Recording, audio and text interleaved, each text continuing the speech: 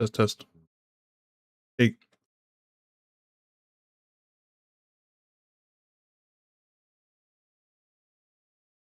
uh, scared.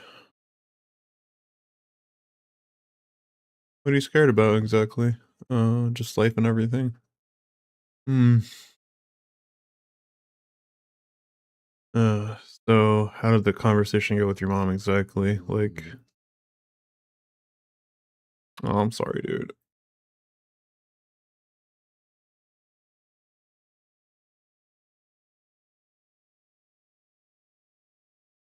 Wish I was there to give you a big old hug.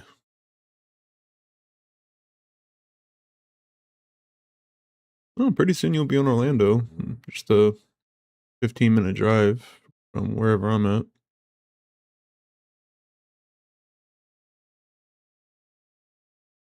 That's what you really want right now? Yeah.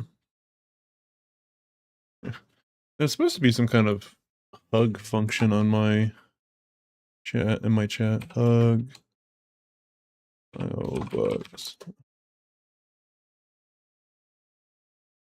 Yeah.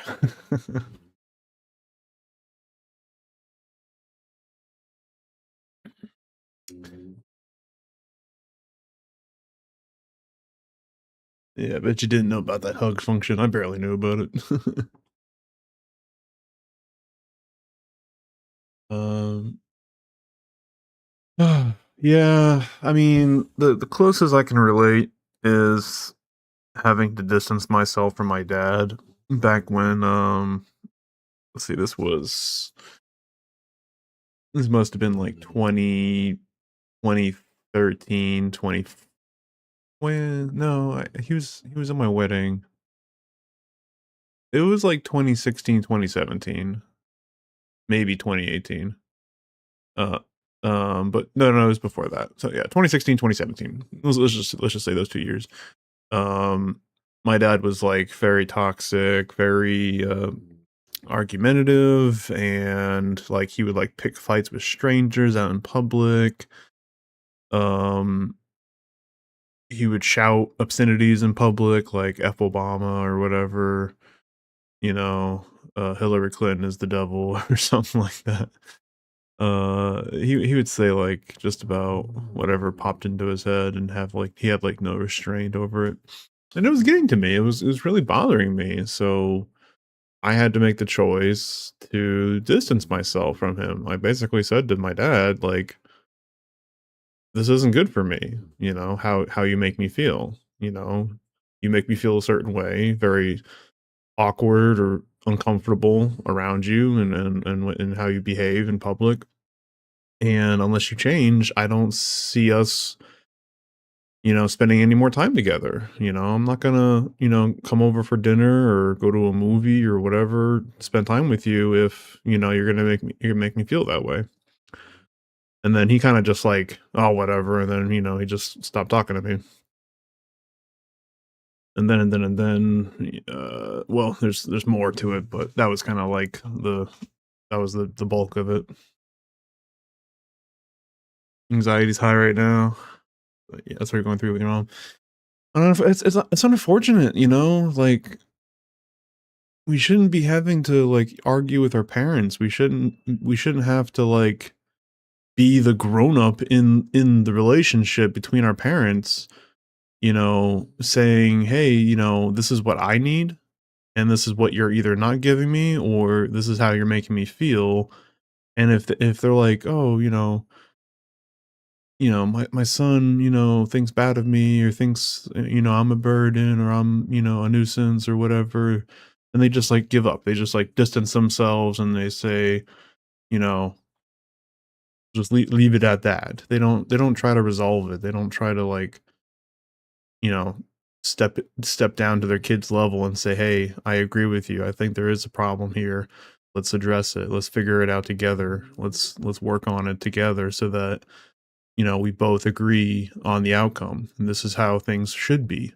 Let's make it that way together rather than just we have different opinions about the same matter and we can't come to some agreement. So we're always going to have this distance between us." And if that's going to be the case, well, in your case and in mine, like we have to distance ourselves from them in some way because otherwise they're going to keep hurting us. My dad was hurting me. He was making me cry. He was making me feel terrible, and I'm sure he didn't mean it, but he was. And I tried to explain that to him and he kind of like, withdrew.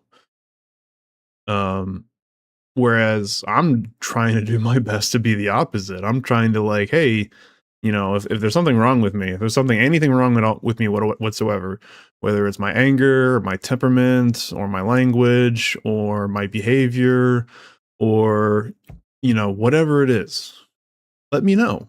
And I want to change. I want to better myself. I want to become more like Christ. I think we all should strive to be more like Christ because he was perfect.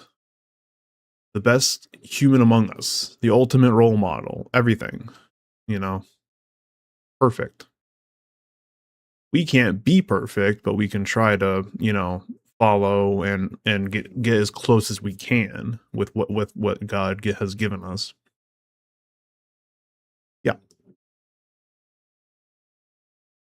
Let me read from back. Crazy because my dad is so supportive and my mom is the opposite. I hate feeling so grown. 17. It all started when I was 15.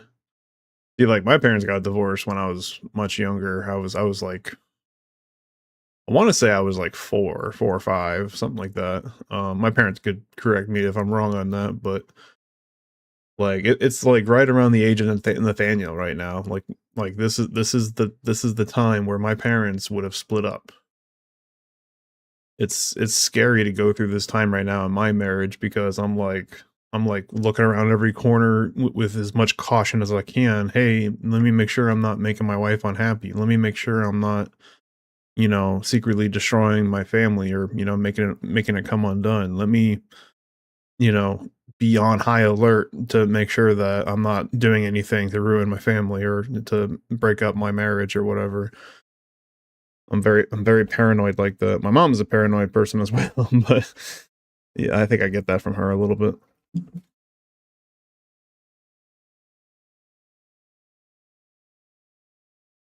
I don't like rejecting God. I feel the pain literally without him. My parents divorced when I was Oh, wow, when you were 1? Didn't impact until you were a teen? Yeah, see, that's what I'm worried about, with, my nephews. The one that came over yesterday, by the way, I don't know what it was about. I don't think he's, like, sick, but, like, he vomited all over my couch. And when I mean, like, all over, I mean, like, all over.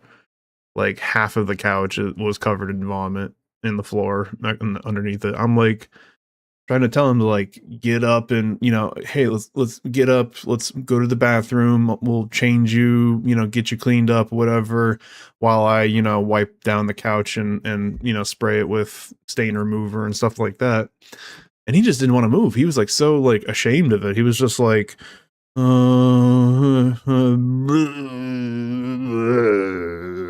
wanted to keep vomiting, but he had nothing in him. He didn't eat lunch. I offered him chicken nuggets and rice for lunch, and he didn't want any of it. Um, and then we had pizza last night for dinner. He had like one bite of pizza, and then he vomited. Like I was like, okay, like yeah, it's hard because like old me would have been like furious. I would have been like, why didn't you go to the bathroom to vomit? Why did you vomit all over my couch? You know, why aren't you trying to clean it up? I don't know. Yeah. Yeah, no, I think he's okay. We checked his temperature. He didn't have a fever, nothing. Supposedly he didn't eat anything all day, or if he did, it was just like snack food. Um, so yeah, I don't know. The kids wanted him to come over again today. I'm like,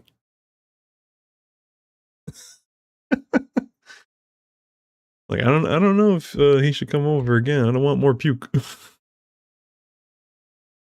But yeah, no. Anyways, that was just yesterday. That was just what happened. That's why I couldn't make it to playing Overwatch last night with you because I had to clean up the vomit, and his mom didn't come to pick him up until very late, and then the kids went to bed even later. So it was like 10:30 when all was said and done. And I'm like, dude, I'm tired. I just want to go to bed. I can't really like get up to start video games. I'm gonna play like crap. I'm not gonna play very good. Becoming a teen in your generation isn't easy. Yeah, so what I was trying to say was Noah, his mom and dad, they got divorced when he was about 1 or 2, and then the next oldest cousin on my wife's side is Matthew. That's her brother, her oldest sibling. That's his son, and their marriage is also like split. Like I don't know if it's like a full-fledged divorce or if it's just like separation and they just live in separate houses, but it's basically they're separated.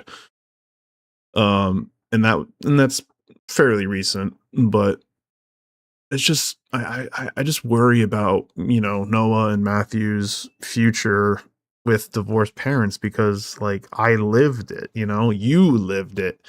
It sucks. It's like no matter which way you cut it, no matter which way you try to sell it to us, sell it to the kids or whatever, it's never good enough. The kids are always going to be growing up either messed up or the relationship between mom and dad is going to be jarred, kind of like you with your mom and me with my dad.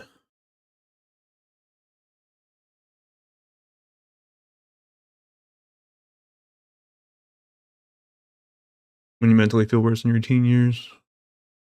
I didn't feel mentally worse until like I was in college when I started flunking my classes. My mental health went down fast in college. But and I think that was due to like my symptoms were like exacerbated by all the stress. The stress that college brings on me. Um, yeah, and I was like, I had to graduate, but if I failed like one class, like I couldn't accept failure. Like I was so afraid to fail, and I was failing a lot. In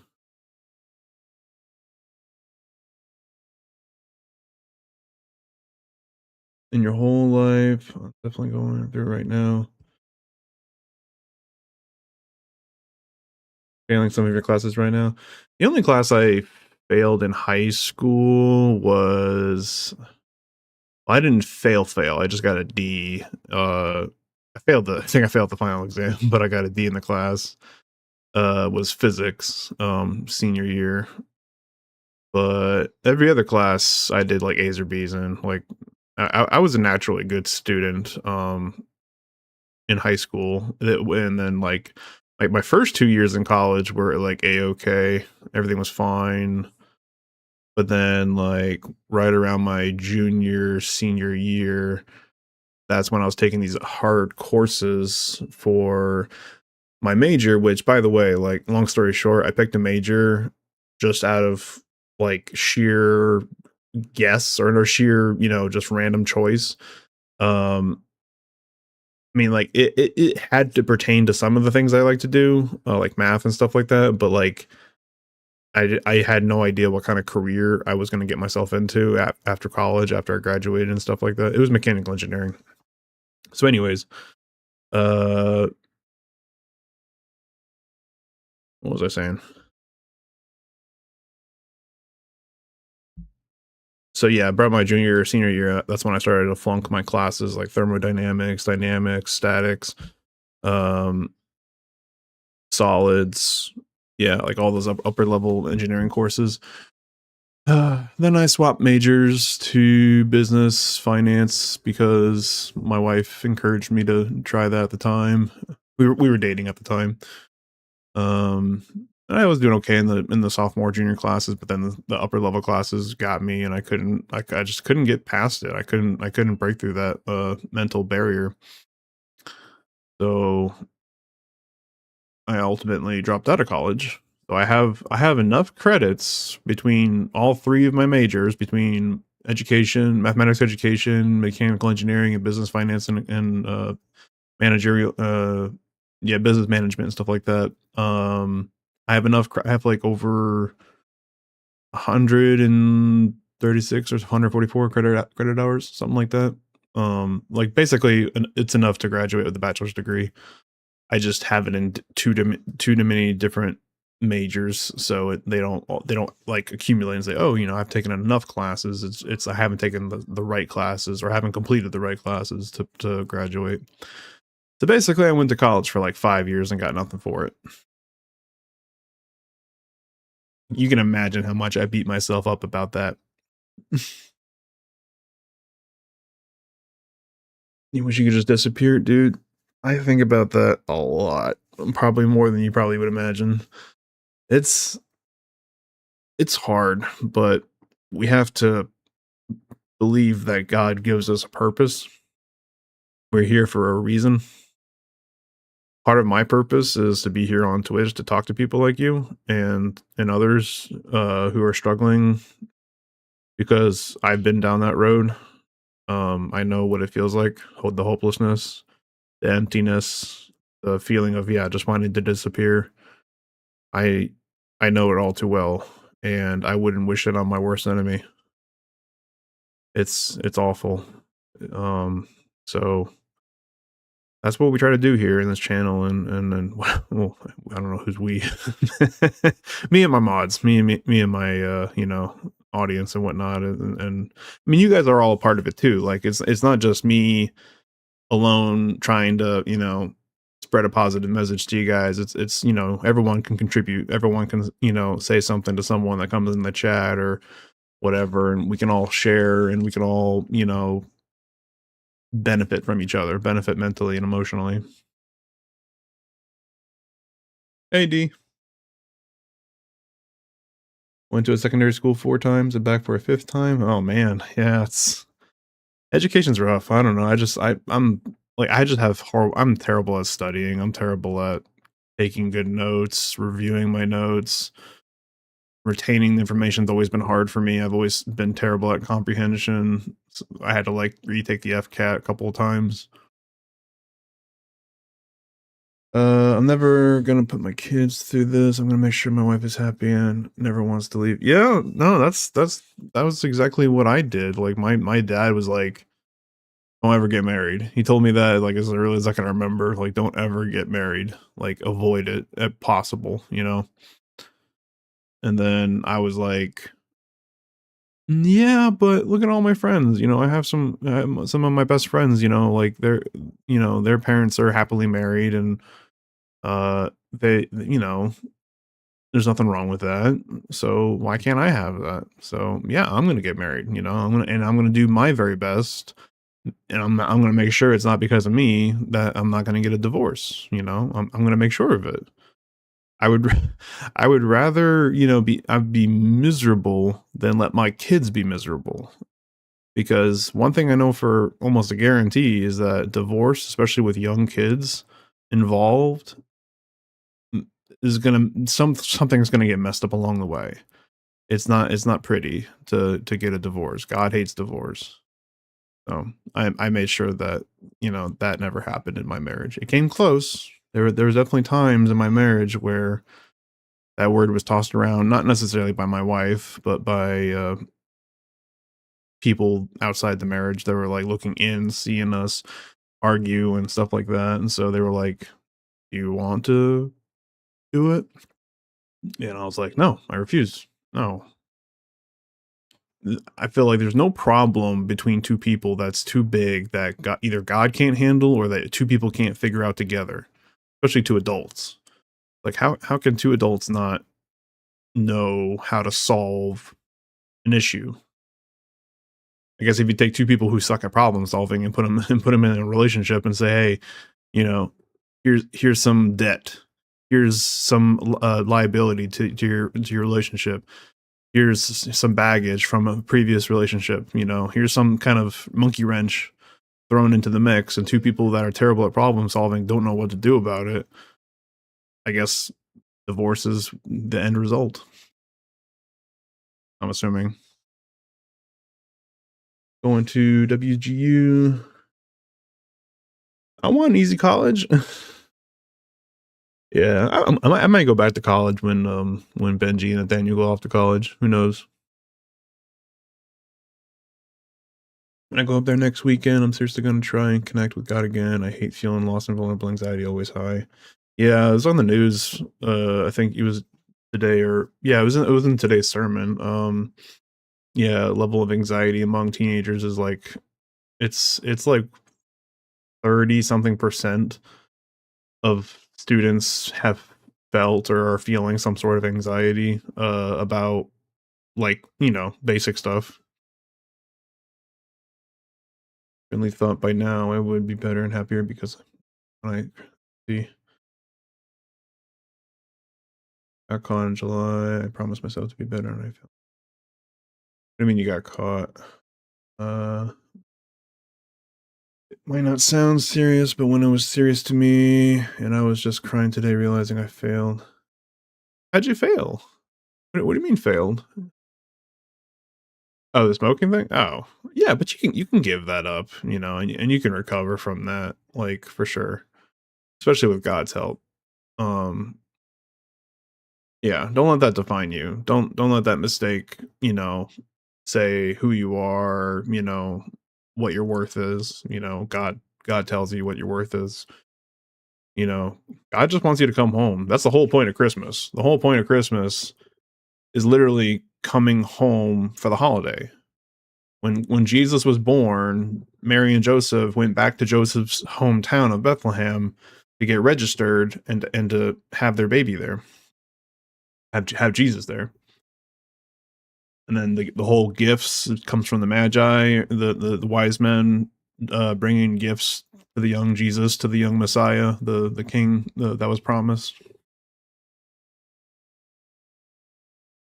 Tried so hard, and my mom just bashes me for it. Like, you think I'm not trying to stop or quit? Yeah,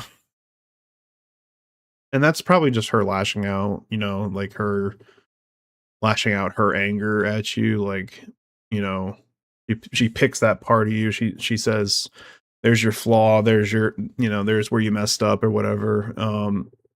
And making you try to feel bad about it rather than trying to encourage you and lift you up and help you through that, struggle, through that temptation or that, anxiety or whatever it is. As a parent, what I would do for my kids, what I would do for Benji, Nathaniel, like if something is bothering them, I'm not going to be like, oh, just let them deal with it, and just leave them alone. Like, no, I'm gonna, step in and be like a good father and do my part. Whatever I can, I can't do everything, but I can do something.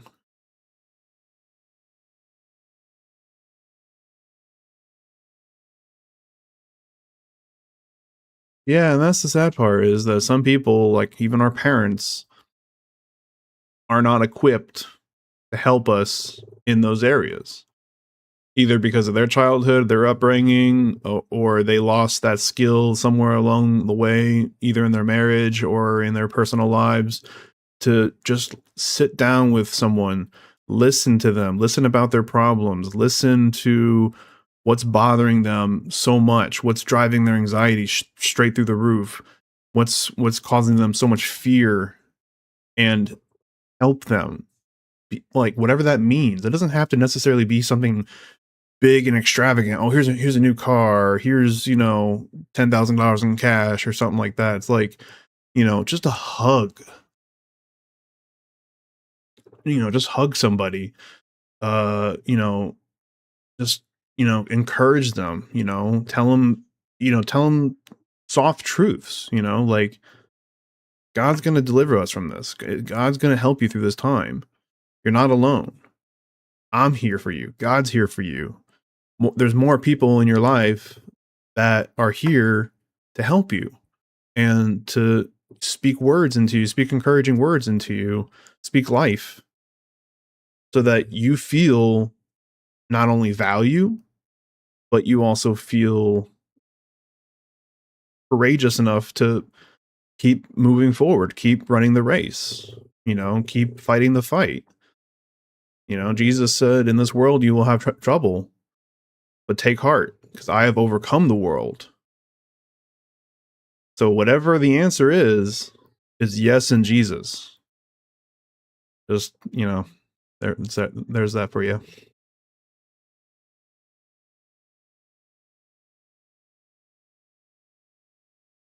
And that's why, like, we're never alone. We're never truly alone. God is always with us, whether we see him or not, whether we hear him or not. When we speak to him and where two or more people are gathered in his name, he's always there. God does not want us to be alone. He didn't create us to be alone. When he saw Adam alone in the garden, he's like, that's the one thing that I did that's not good. Let me give him a companion to help him along the way. And that's when he made woman. That's when he made Eve. So we are meant to have a companion. Funny enough, my wife's name, Ruth, it actually means companion in Hebrew.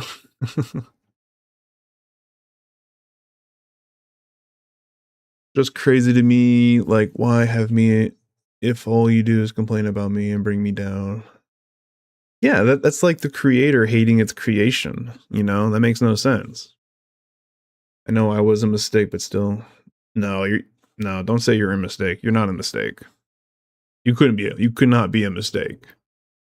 You're not like you here right now. You talking to me and stuff like that means more to me than any video game that I can play right now. Like this video game can wait, but this conversation right here, listening to you and, trying to, you know, get you through it, means more to me than anything. So I wanna do my part and you know, speak speak more into you than your mom would.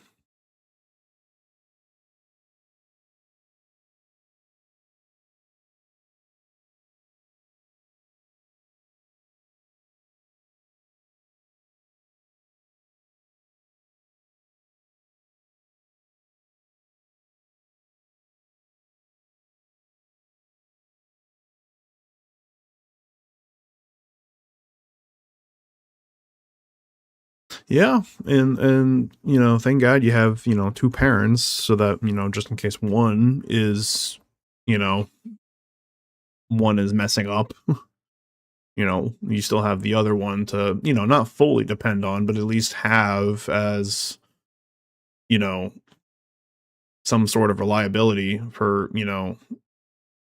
just general stuff.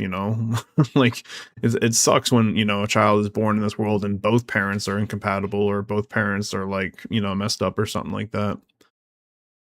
It's nice when at least one is, has it together at least, or at least, has the parts that matter together, I should say.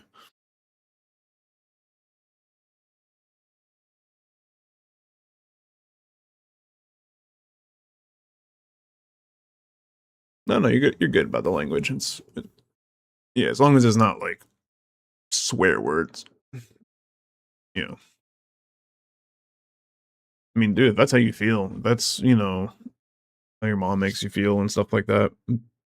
At home, like I can think of no better thing to have happen is to, swap custody and let your dad, take over and, try his part, you know. I almost wish that, maybe if I had spent more time with my dad, we would have connected better and we would have built our relationship up more and could depend on each other in trouble times. But that just never happened. I just didn't spend enough time with him. He spent more time with my brother, and they got along with like sports and stuff like that. And electrical engineering and stuff like that. So, but yeah,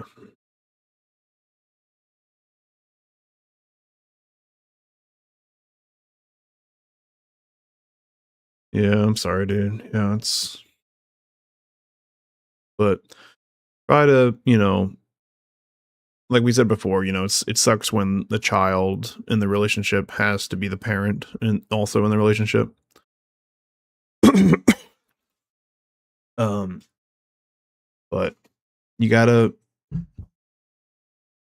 be you're called to be as a Christian. I mean, I don't know. We gotta have that conversation one of these times, one of these streams, talking about faith and stuff like that, and definitely have like Josh or Cheese, chime in as a guest host, or even my brother, to answer any questions that I can't answer or whatever. Someone who's more knowledgeable or more versed in, the Bible, or uh, have been in part of the faith for longer than me. I mean, my brother hasn't been that much longer because he got saved like just a couple years before me.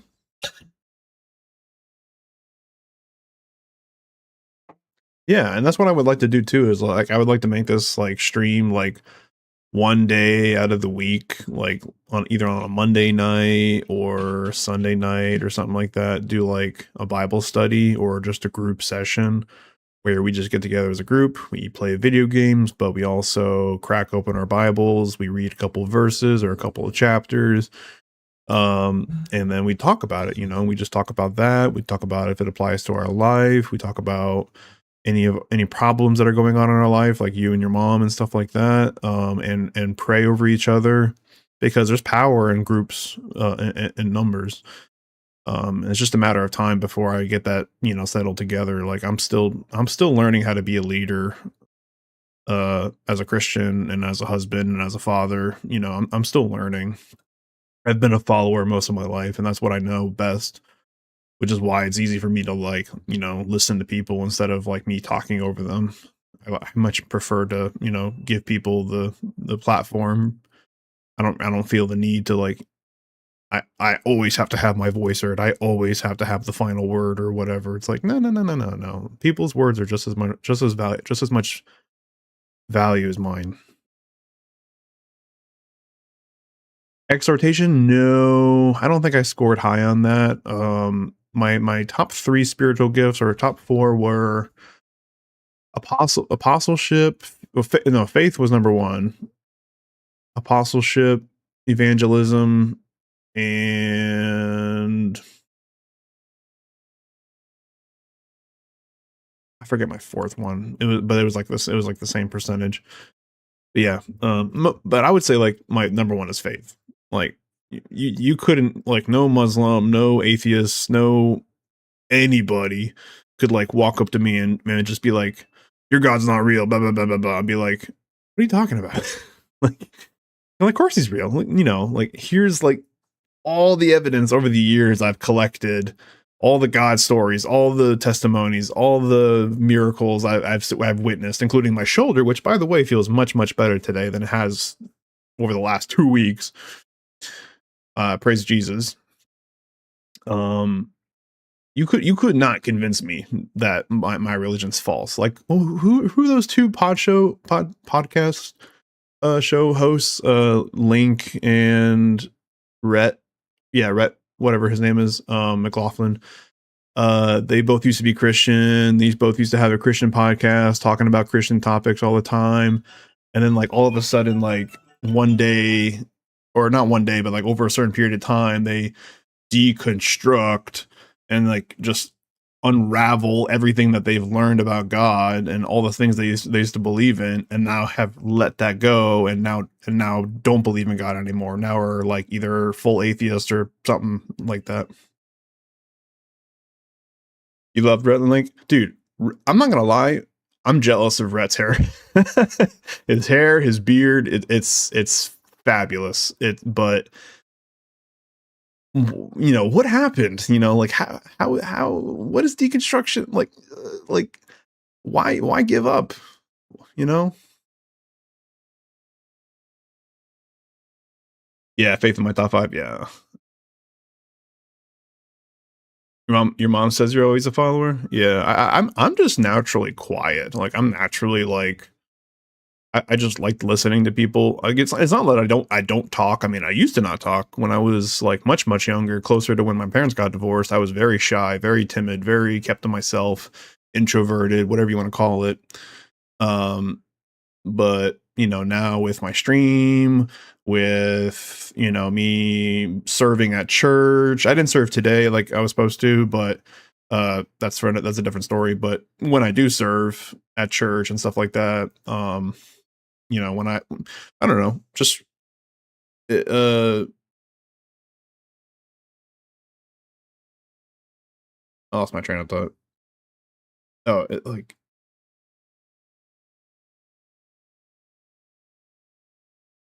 yeah, I'm trying to like learn how to be more of a leader. I think that's what I was trying to say. Yeah, yeah, the trend of deconstruction. Yeah, I just never understood it. Like, I'm like, how, what, like, so why would you deconstruct something that's so good? Like, you have Jesus in your life. You have the love of God. You have his inheritance, the kingdom of heaven. It waits you in heaven, like when you die. And then you're just like, nah, I'd rather not believe in that stuff anymore. It's okay. It's not as real as I once thought it was, or something like that. Or maybe I overestimated it, or gave it I puffed it up too much, and you know made it an idol. I think that's one of the arguments he said, is like he made Christianity an idol over God. And it's like, it I can't begin to be like, that doesn't make any sense. Like, you know, God is your idol. Christianity is just the belief in that God, is in Christ, Jesus Christ. Like, I just don't understand how you can believe in it at one point in your life and understand it, like, like I do, like we do, or like the people that fully believe in it. And then like all like just like one day, a couple of years later, maybe a decade or two later, you're just like, nah, I don't need that. I don't need this anymore. I don't need this faith or this religion anymore. It's too much, or too little, or whatever.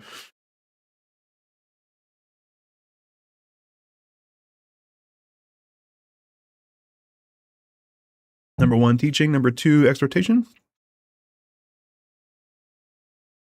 Yeah, that's how I feel too. I don't feel like I'm very good at helping people in problems. Like, that's one of the reasons why I gave up on pursuing teaching, was because yeah, I actually wanted to be a teacher back in high school.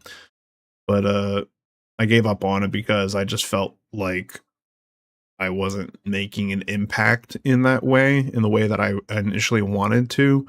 I wanted to help people, um, with like, I originally was going to be a math teacher, right? I was going to help people with math. I was really good at math. Like, I've always excelled at math.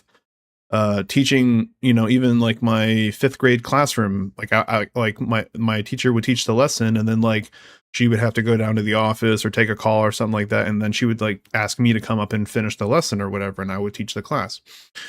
And then middle school, that's when I got bumped up a math class, took algebra in high school or middle school, took calculus in high school. Yeah, took Calc 1, 2, 3, differential equations all throughout college, passed all of them.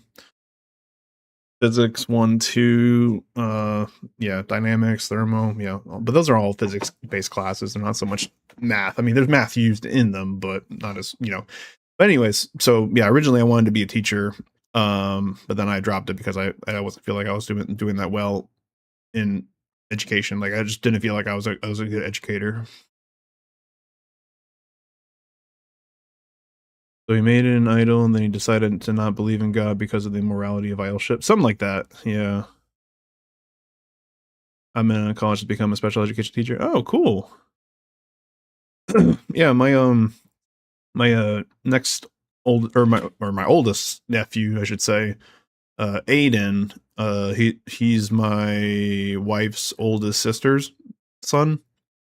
He has autism, or at least that's what we all think he has, is he's autistic. He's on a spectrum of, like, he he can respond to you, like, if you call him Aiden, come over here or something like that. Like, he'll come over, but then sometimes he'll get like something in his mind, and then he just like runs off and like bolts, and then he'll like run off and like scream and yell and stuff like that, and then he'll come back, and then he'll grunt, and then you're like, he'll make like a really what do you call it, sour face, like,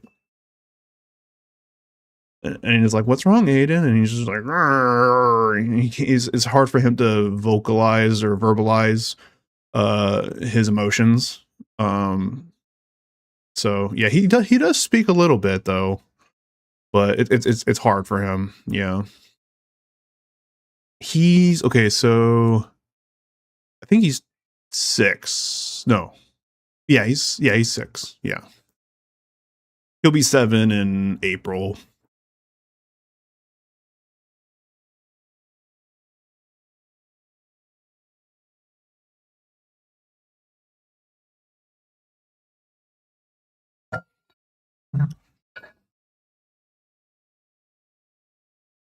Yeah, yeah, he has like a special educator come over to the house and help him with, working on education stuff like, writing, handwriting and math, and like art and stuff like that, like, doing art and creating stuff. Um and then he's actually a very skilled swimmer. He's really good at swimming. He's like moving quite along in his swimming classes. He goes to the same swim school as my kids do. So yeah, and yeah, he's doing really good, and he plays well with his brother. I think I don't think his brother and him, they don't. It's not like me and my brother. My brother and I couldn't get along at all, but he does really well with his brother. Kind of like Benji and Nate are. Like they're both really good together.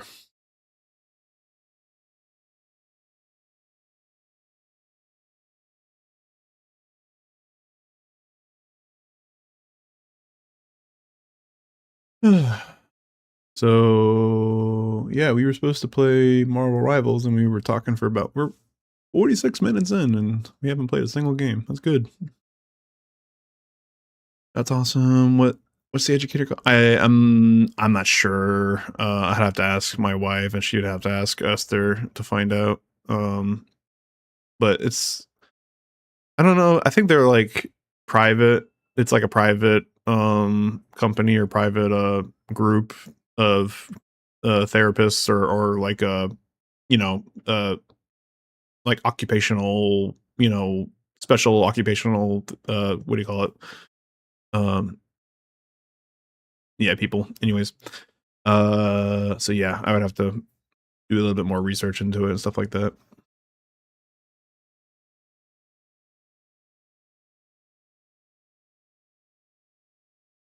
Yeah. That's the thing, like, I've noticed when well, we're not gonna talk about that.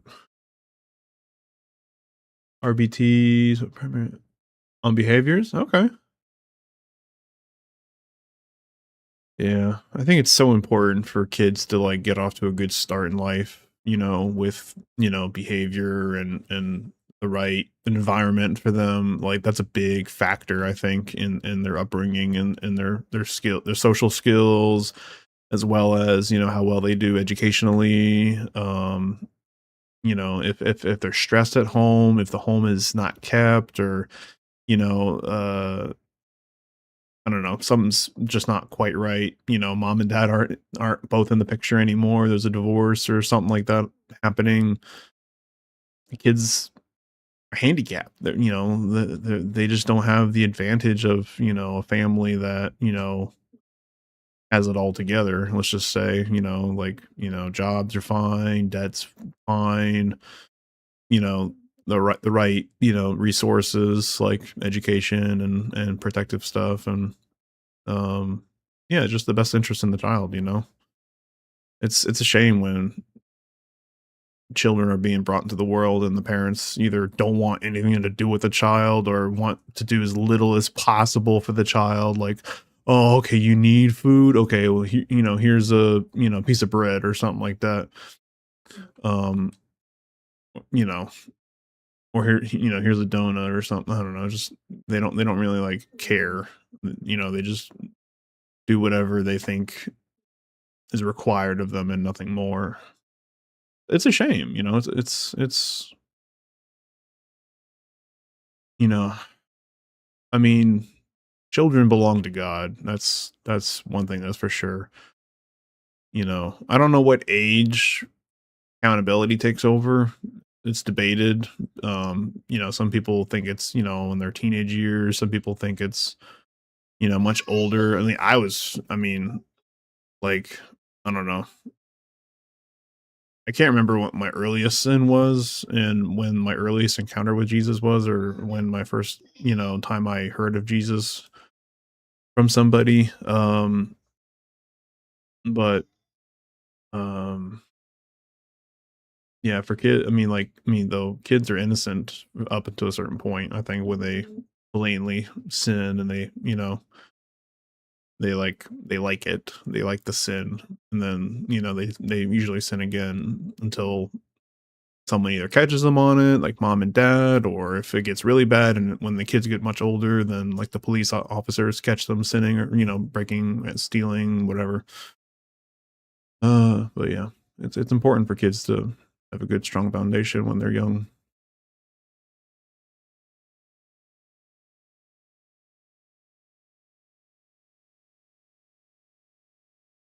And talking to your childhood friend, that's good. That's good. Yeah, yeah. I wish I spoke more with my childhood friends. The three friends that I have from my middle school, back when we were in like sixth or seventh grade. We've all been in each other's weddings. We've all, seen each other's kids. I mean, we've, hung out once in a while here and there. Um, but something's happened to our group over the years, over the last couple years, that I think is kind of like throwing a monkey wrench into my group. And I don't know really how to approach it or how to deal with it. So I'm currently talking to my therapist about that.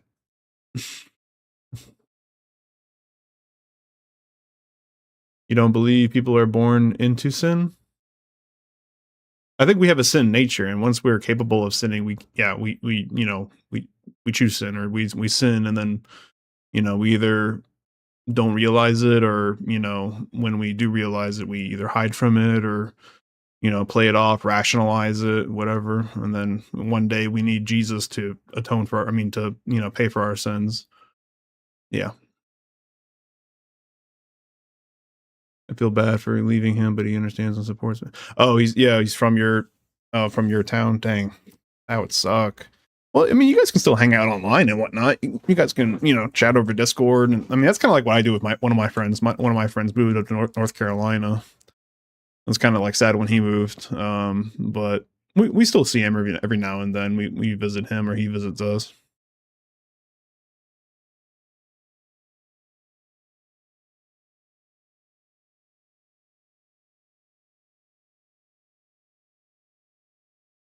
Yeah, after high school.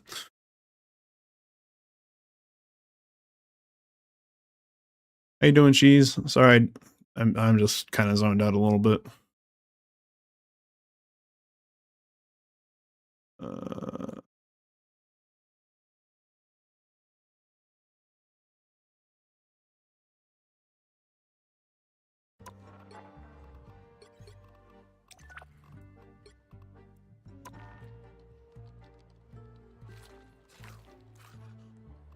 all right.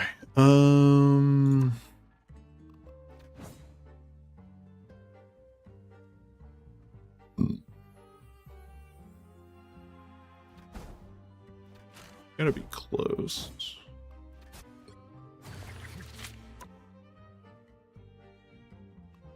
All right, 1,300 out of 2,400, so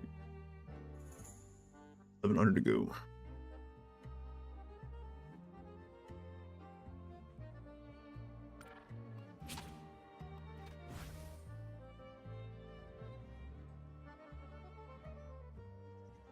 Yeah, no, that's why. Picture this. So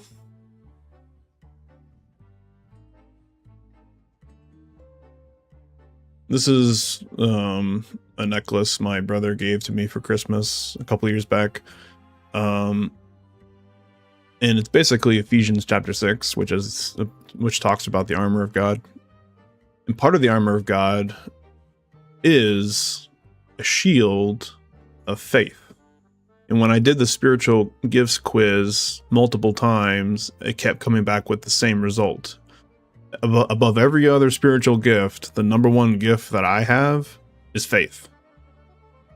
I've always had faith that there probably was a God out there. I just didn't know him until and then once I finally got to know him, once I finally got the real image of God, the real picture, the real story, I was sold. I was like, this is exactly what I've been wanting. This is exactly what I've been missing my entire life. This is what I needed. This is exactly what I need. I've had so much faith because before I met Jesus for the time that he changed my life, I was really like I was drowning in my sin. I was like my own worst enemy. I was beating myself up mentally. I have no self-confidence, no self-esteem, no self image, a positive image of myself. I was just a wreck, suicidal, just completely just wanted to end it all. But I never gave in. I'm not going to say I never attempted, but I never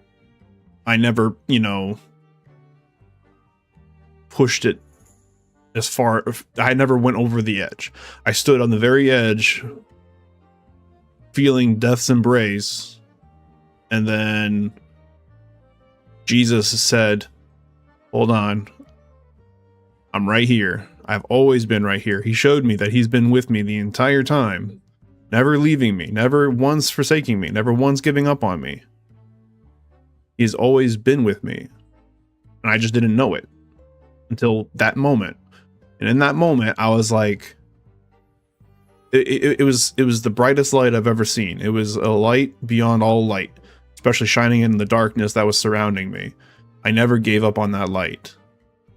No matter how dim it was, as I was surrounded in darkness for a while in my life, I never gave up hope that there was a light out there, somewhere, anywhere. And that light was Jesus. And that's how I've changed. If you knew the old me, you'd be like, holy moly, this guy has changed. Holy crap. Like, I haven't changed like personality wise. I still have the same personality as I had when I was a kid and a teenager and whatnot. But like in terms of like my temperament, my patience, all the fruit of the spirit, love, joy, peace, patience, kindness, goodness, faithfulness, gentleness, and self-control, all of that has been elevated in my life because I have accepted Christ as my savior, and I have tried to walk in step with him and his, teaching. And not to be self-righteous or nothing, but that's just, what's been working for me, and that's what I would want for anybody else. Let me backtrack let's see. I feel like All Might protecting the small fire. Yeah. Yeah, I remember that scene, yeah.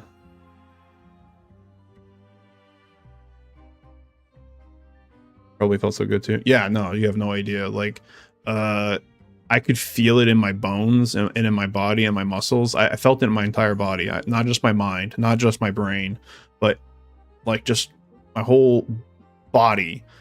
It felt like sin was like being literally wiped away from me, falling off of my body, and I was like coming out of the muck, and I was like stepping into the light for the first time in my entire life. Like, here I am, God. I'm ready. I'm ready to follow you. I'm ready to be your child. I'm ready to believe in you. Believe in your son. That's what I'm here for from now on. Appreciate the lurk, D.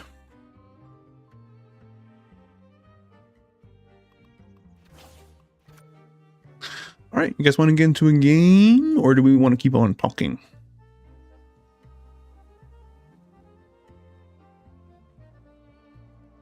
Yeah, we can do Overwatch. Yeah. Let me change everything.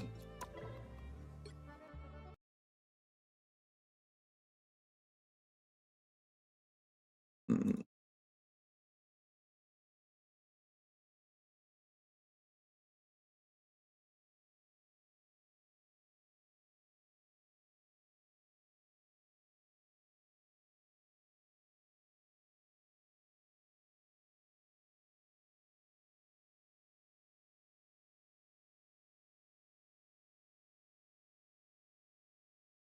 Okay, I'm getting set up, so I'll probably be ready when you get back.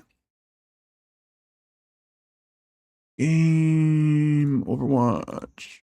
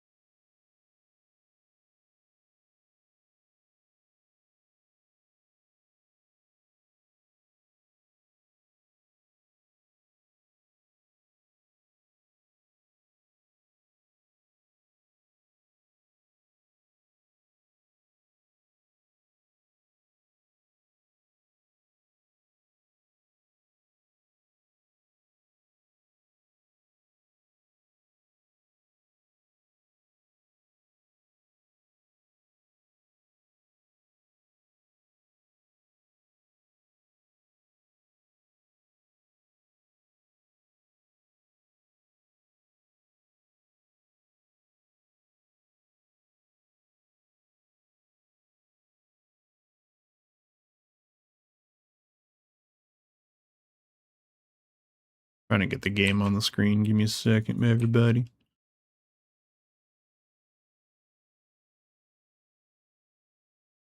Okay. Game. What the heck?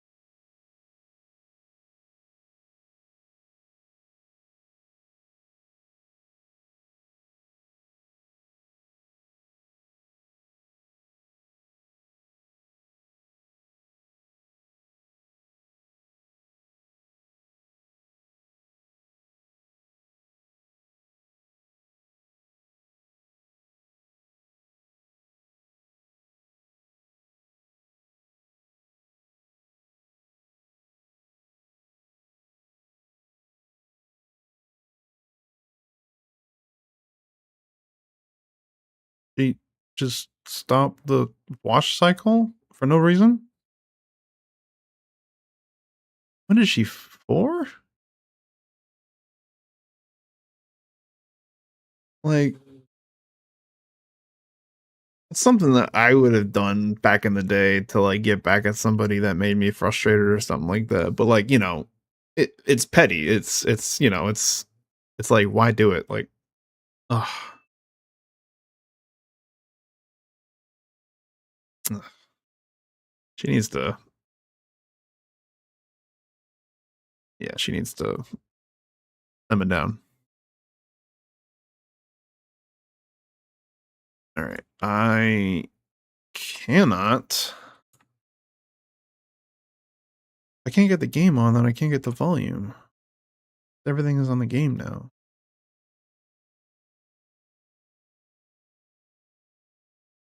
Oh, it's because it changed it again. It's not in borderless window, it's in full screen. Why does it keep reverting? Another issue of Overwatch.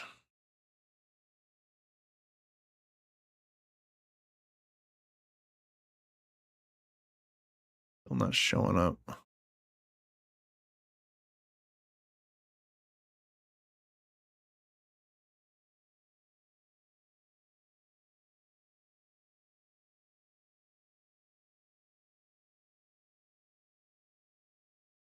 How do I...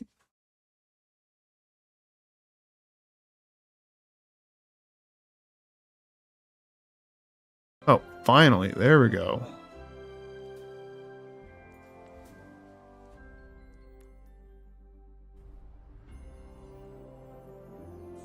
Okay, dokie. I'll try to remind you after the first game.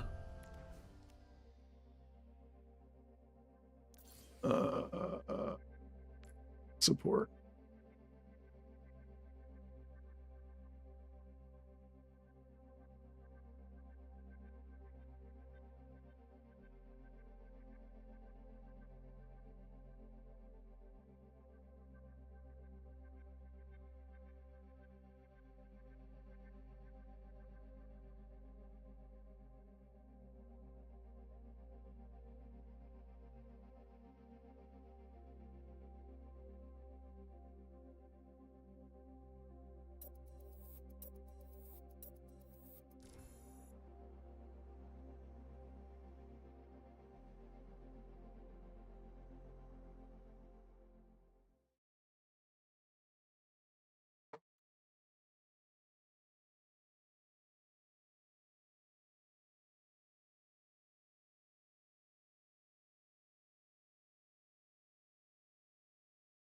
Yeah, unless for whatever reason the washer got tripped or something.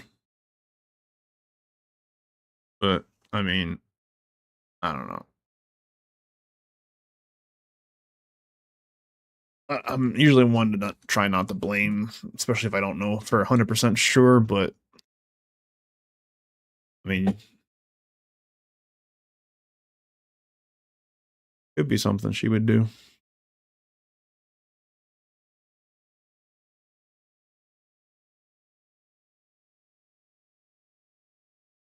Your parents got a divorce when you were 1?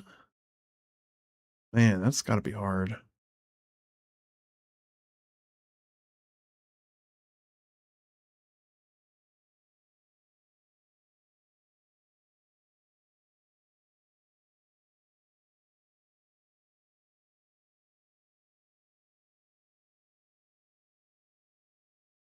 No Discord?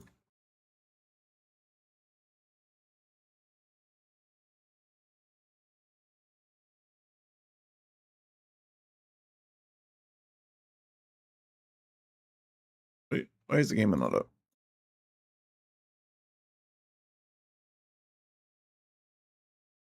Really?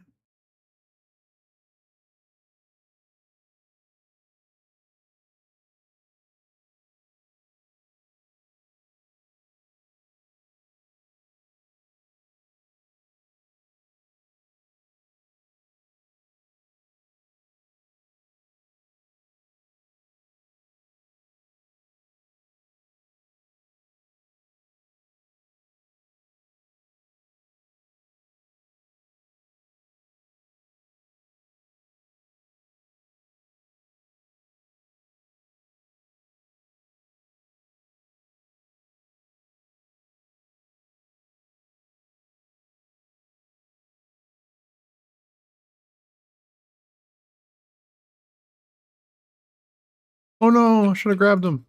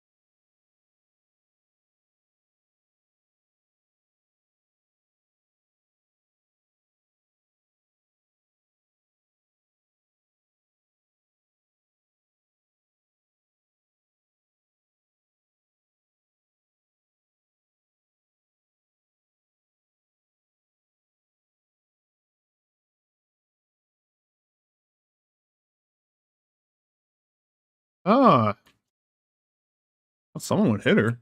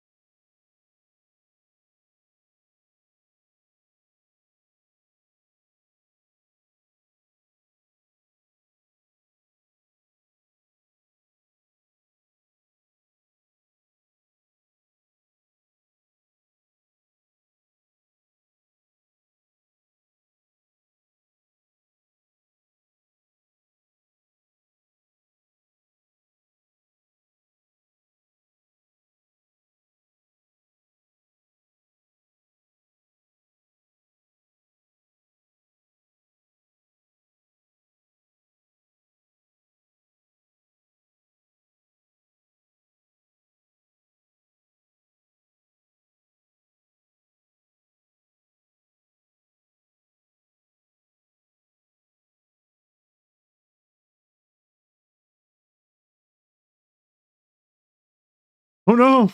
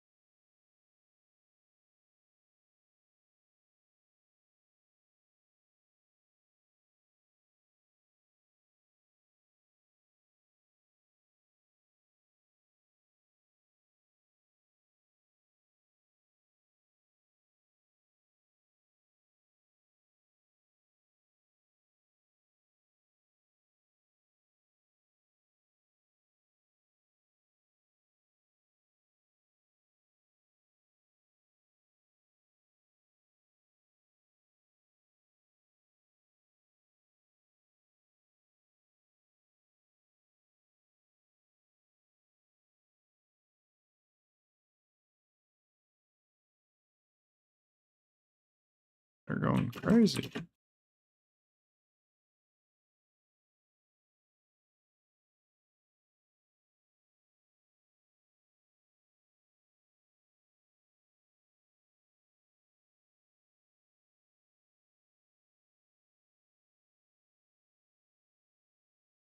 What?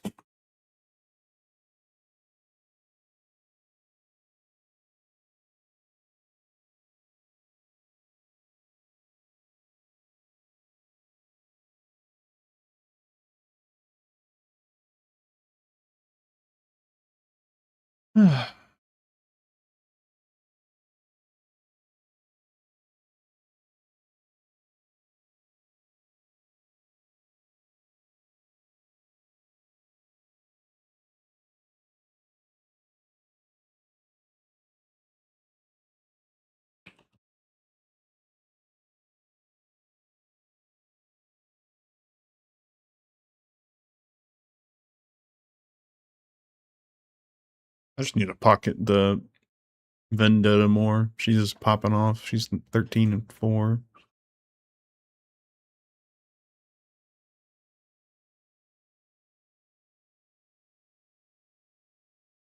Oh, I'm sorry, dude. Hmm?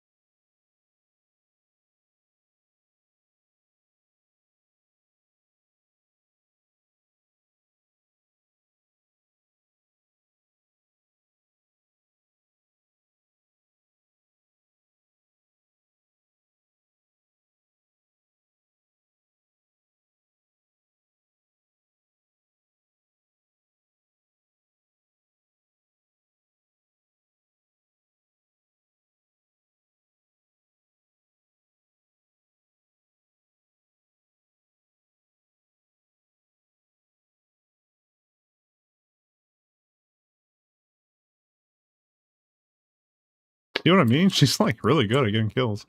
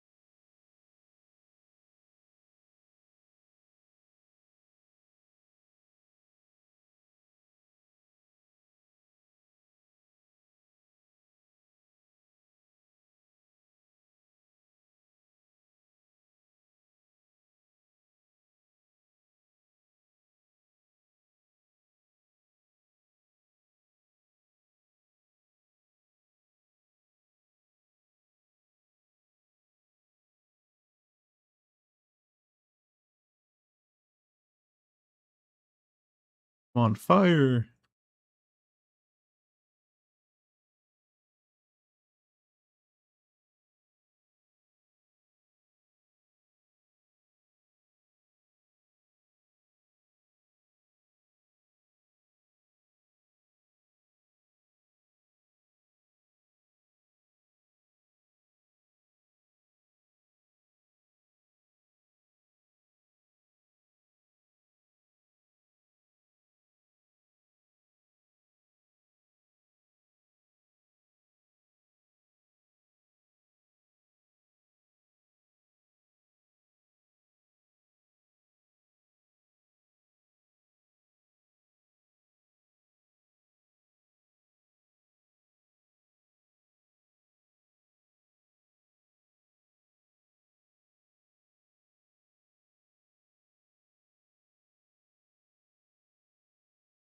They didn't touch.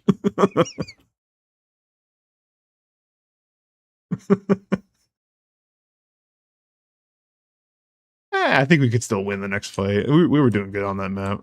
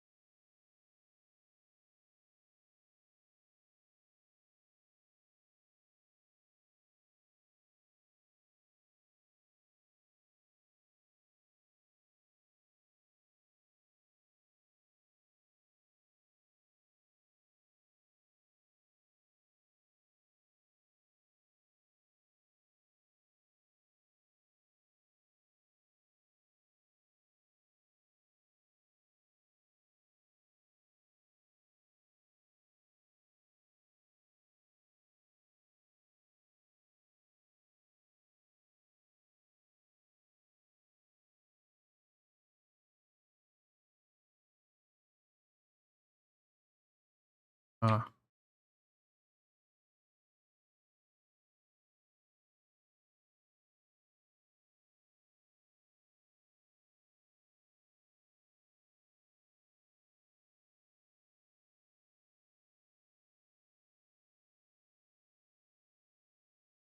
Come on, heal me.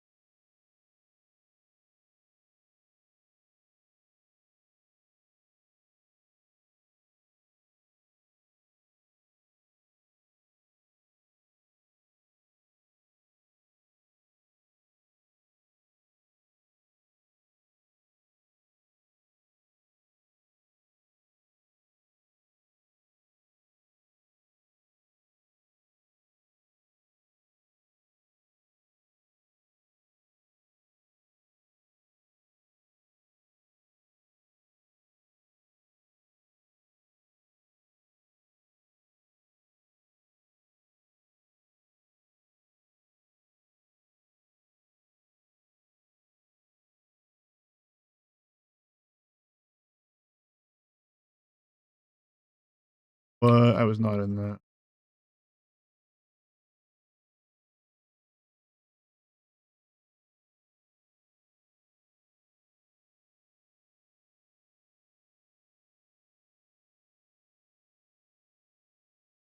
Oh,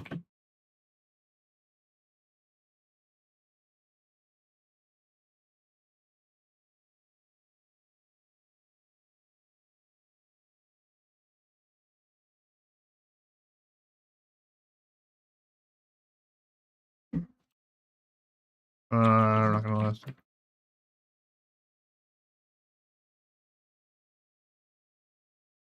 No, I went down. Avenge me.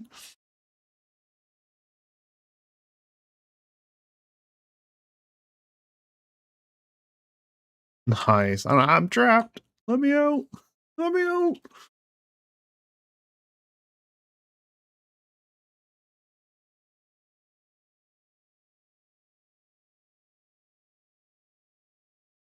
Did better at the end? Yeah.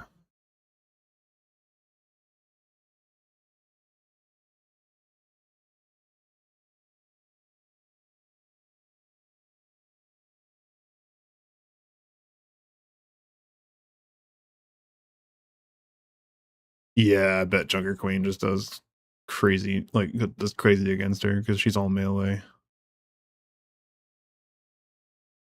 Like, shotgun everything, close range. Alright, let me go check on my kids. I'll be back. You can play one without me if you like. I don't know, it's gonna take me like 5 minutes. Unless I'm unless I'm called to do something I'm not aware of. Yeah, be right back. I'll put an ad on. By the time the ad's over, I'll probably be back.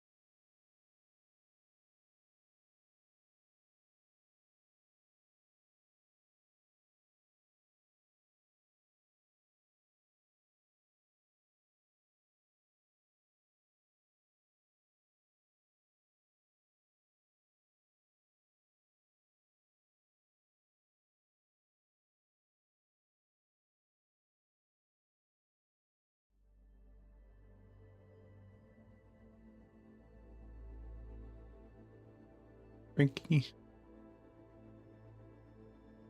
Join in Discord.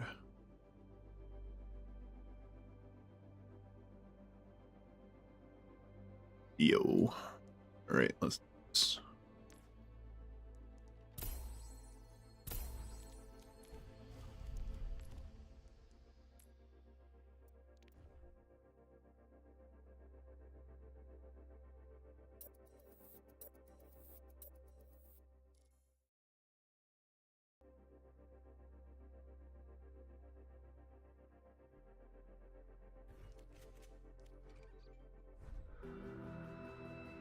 Let me know if you want me to put us in practice range, or might be because my audio input got changed.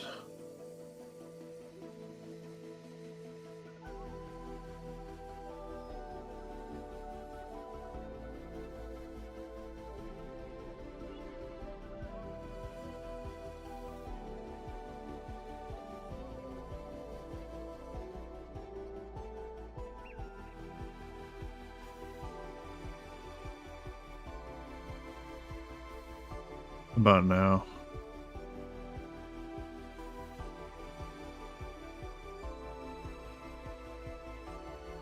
Yeah, for some reason my audio settings in Discord were to my Oculus headset, which I don't even know how it's possible, because, you know, I thought I disabled everything except for my Blue Yeti microphone.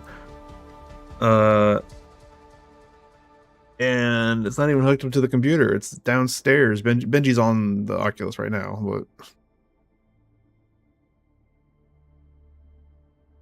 I don't know. The same thing with Overwatch. Overwatch went from borderless window to full screen. That's why, like, my game window capture for OBS couldn't pick it up.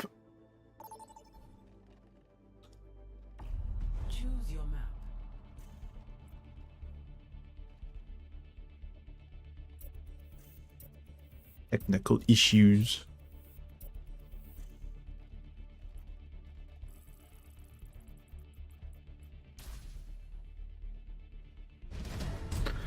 Frankie on camera. Yep.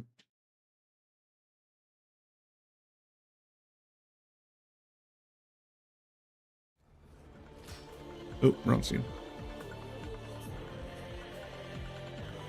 Yeah, they were saying on the radio the other day that dogs are, like, so good for, like, you know, teenagers to have as companions. Like, it's good for their mental health and stuff, and emotional health.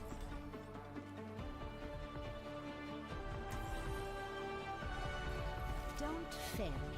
I'll be right behind you. Pobrecito. I don't know how you managed to scrape by on those $1 million wires from mom and dad. You mean the $1 million wires I forward to Watch charities?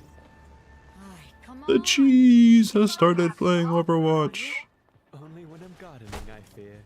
I love some cheese, dude. I used to have this follower from a long time ago when I used to play Rocket League a lot. He went by the name Cheese Master. Like, every time he would, like, come into my chat, he'd be like, he would just, like, drop, like, a random cheese, like blue cheese, Gouda cheese, Havarti cheese. Like, he would just spout off random cheeses. Like, it's kind of like what Codberry does. Codberry's like, "'Tis I, it's Codberry, the god of all berries." Like that with cheese.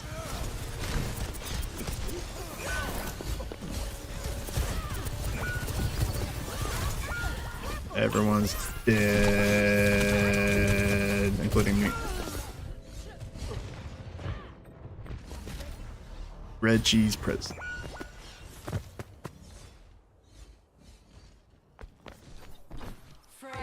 Try ball. I don't think you try that hero at all. You mastered him. Get in there. I need to heal. There we go. There's a kill. They're not on the payload yet. Or they're not on the point yet.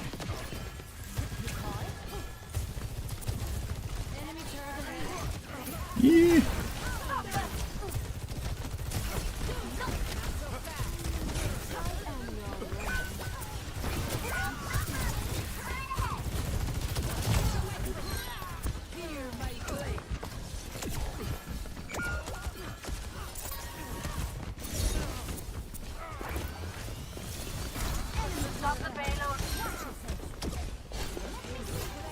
Oh no.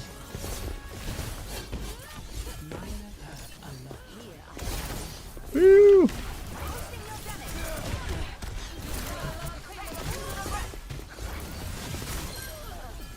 Nice.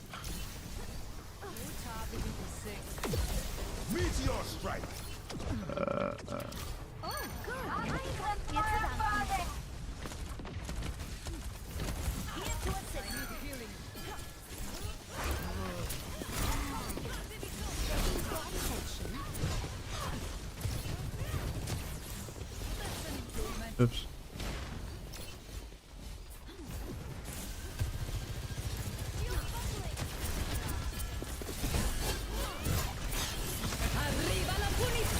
Uh-oh.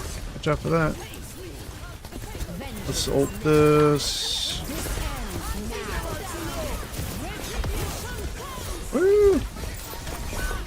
Woo!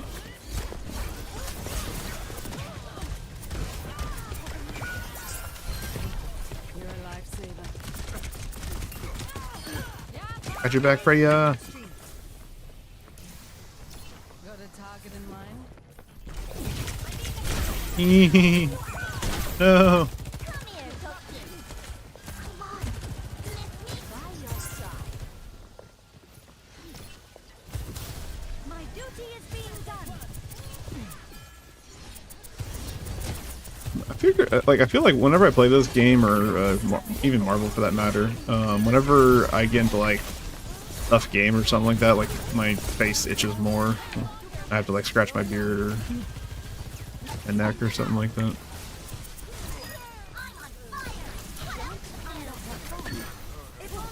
Kind of like my nervous tick, I guess.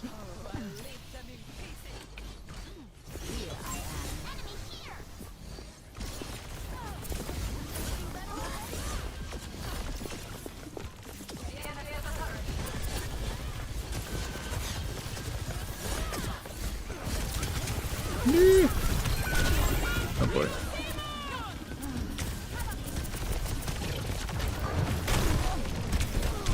Oh.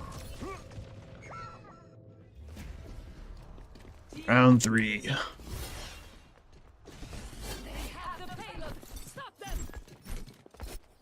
Understood. Death will not triumph over me.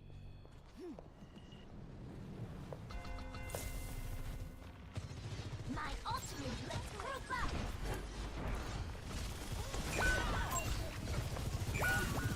There goes our DPS. Uh-oh.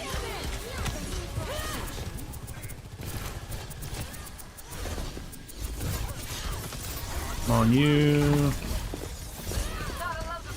Good luck, Brig.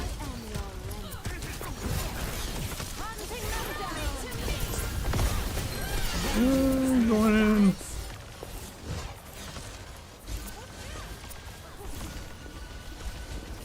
Got flash shield finally.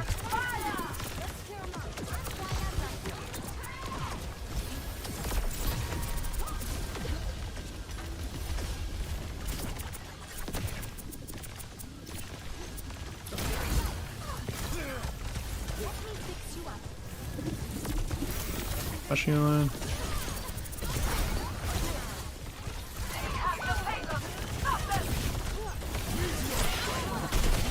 Save me, save me, save me.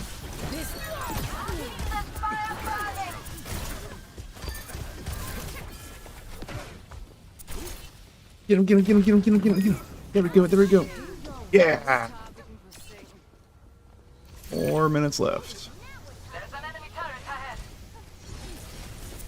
In need of treatment. I am fully focused. Checking in. I found the enemy. Pushing satellite sector. Oh no! How'd she get me?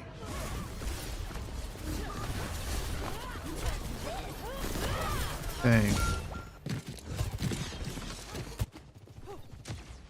I have ult. You can push or whatever with that. Nope.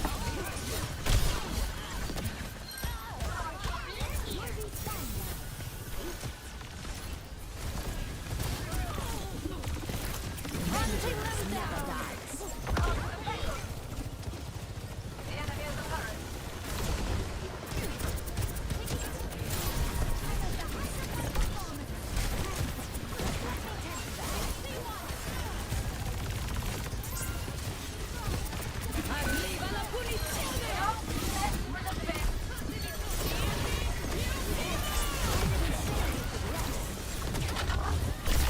Oh no, I'm dead.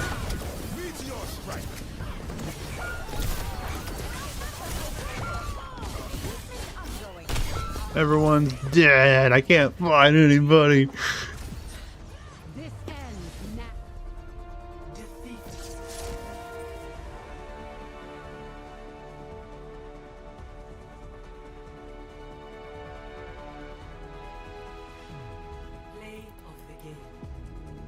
Yeah, there was a moment where like both our DPS just like went way too far to their side of the base and died, and then we were just left, you know, tank 2 support.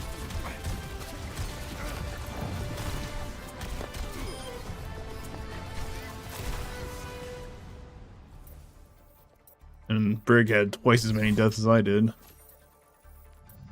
Alright, close, change role, cancel, play, nope, social. Jeez, oh, he's in a game. We'll just wait for him then.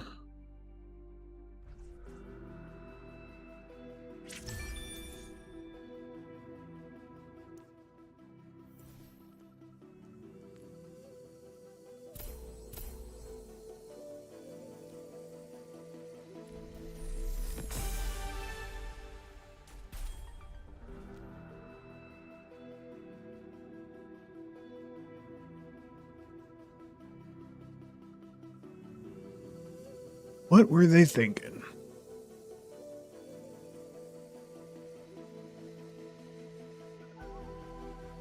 Alright, so if anybody wants to join, we got 3 spots available right now. Cheese might be our number 3, so then we'll have 2 spots available.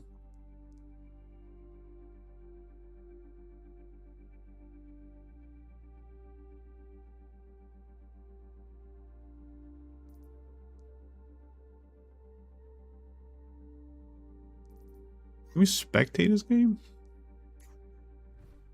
Oh wait, I think he just got out.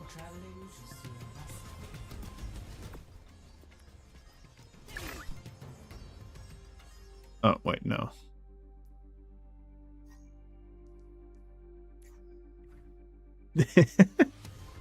That's cheeky.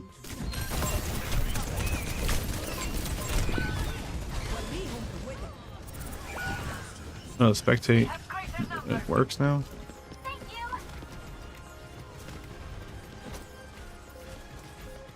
Enemy turret ahead.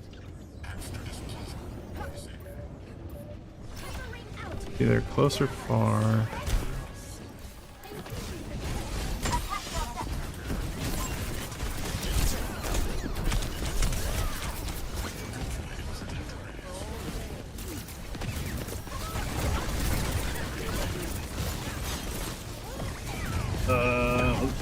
Go ball, go. Go cheese.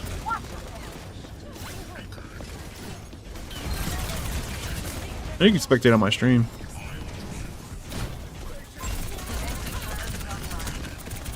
Yeah.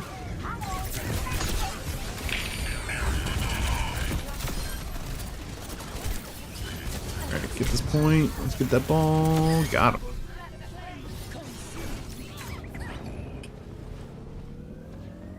Hello. Greetings. Hello there. Okay. Sit down. Taking away 10%. Going in disrupt. He got slapped. He's got shield. He's getting antied. He's getting hurt, but he's going back. Made it back. Okay. He's at 2/3 health, but he's going back in. Bop bop. Shield. Bop bop. Slam. I don't think it hit anything. Ooh, what's her name? Vendetta got a double right there. Just Ball and someone left. Moira and Anna. Oh, they got the Vendetta. That's not good. Anna nano ball. Get him, cheese. Get him, cheese. Get him, cheese. Get him, cheese. Get him, cheese. Anna can die. There we go. Anna's down. They're Moira's ulting. Ult on point. Sounds like cool balls. Nice. Got a ball mine or mine kill. Oh, Vendetta killed Vendetta.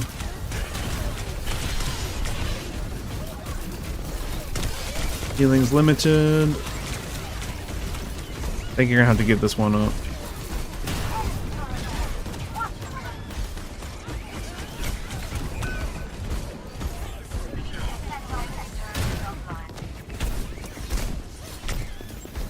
Get out, get out, get out, get out. Oops. Who's in there? Vendetta. First he got picked. Vendetta got done. Alright, you still got like maybe 2 contests to touch back. I'll get you back in the group once this game is over.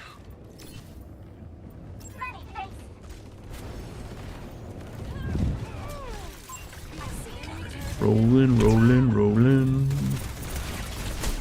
Keep that hamster rolling, rolling, rolling, rolling. Yeah.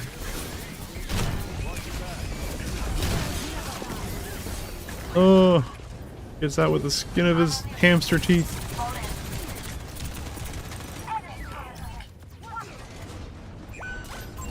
Oh, Freya's down. All on ball collision. Oh, there's the lava. Kind of hard to stand anywhere on the point. Looks like they're gonna get this one. I think.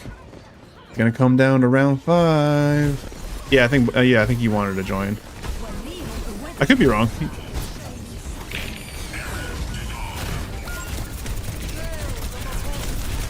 Oh, he got res. It wasn't enough.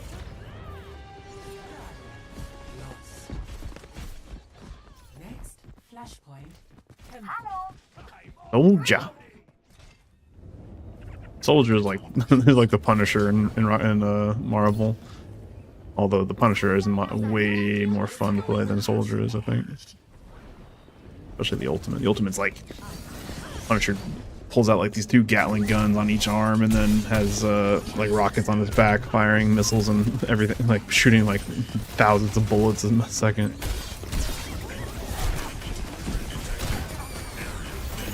Soldier's just like, I'm gonna turn on my goggles and I can't miss. Okay. Then like Star-Lord has an ultimate similar to that, but he gets to fly and he shoots much faster.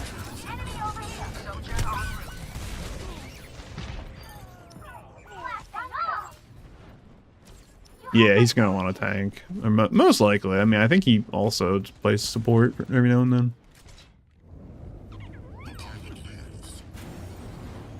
Alright, they're at 30%. They just lost Sojourn.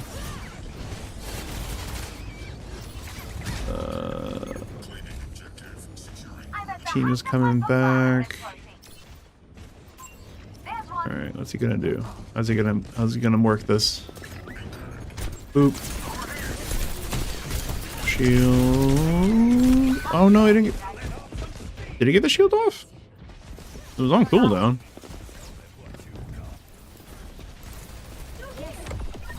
What's Mercy doing?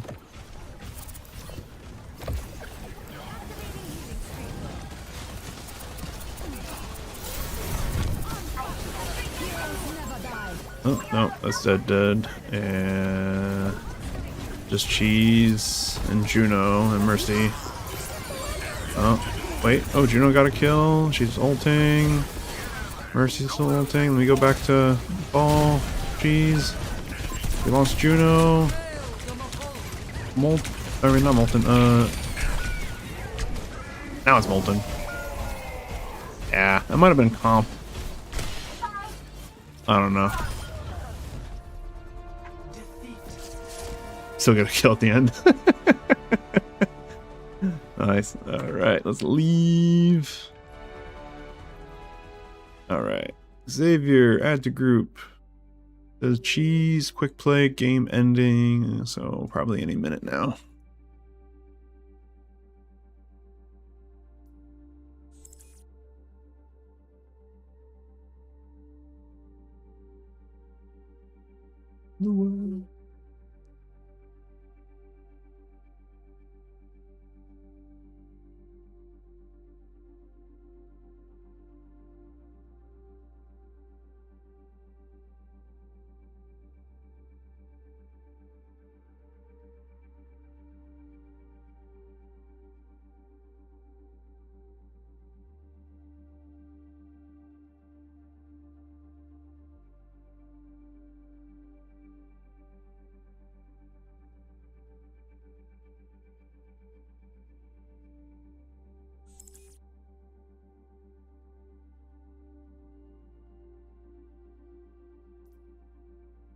And she's made it into our team. Let's go.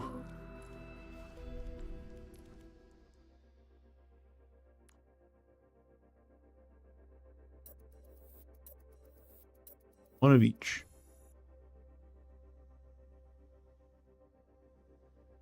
These were in my Overwatch Discord if you want to join us. If not, all good.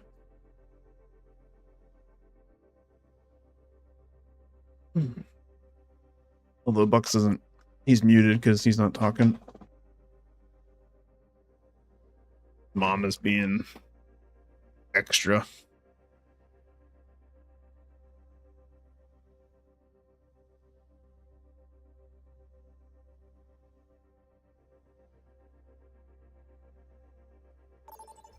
Nice, we got a game. Select a map.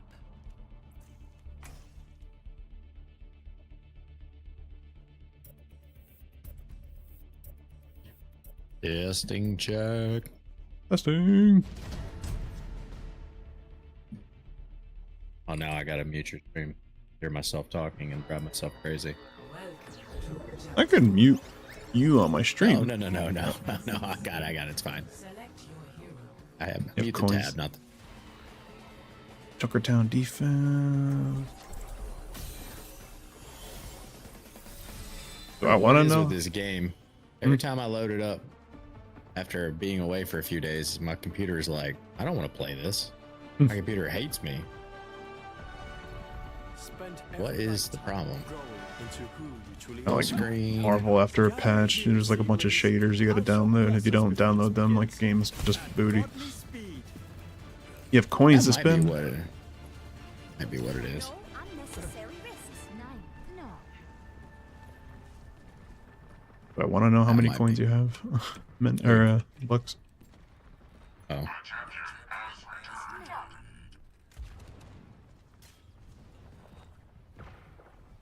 Okay, I gotta remember how to play this game. Nine. Hit people, shoot people, smash people. Smash the Yeah, Beatles. Don't let them move the cart. Oh, that was much too soon. Okay, I'm just gonna get out of there.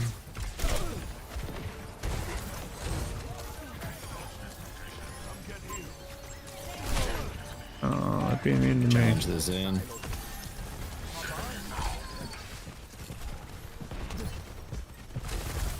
Oh, I should have pulled maybe. Saved Mercy's life, that's for sure. Honestly, yeah, I was gonna say the Mercy would have died. Otherwise.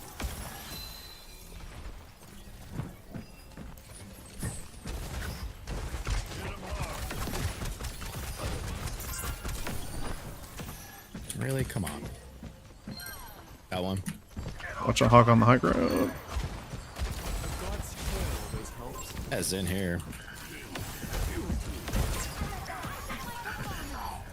Trying to get to He's in you. down.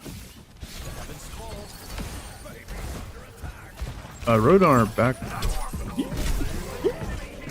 No! Thank you, Mercy. He's back on cart.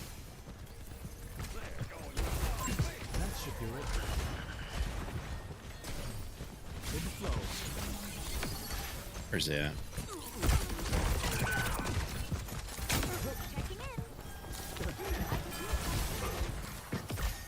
Fine if we don't kill the hog, just Got tree. can't let him bully you guys.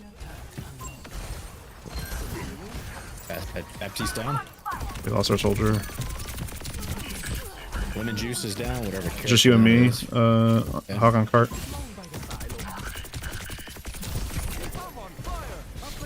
Still need a little help with that. Yep. Oh, I should have pulled you into tree.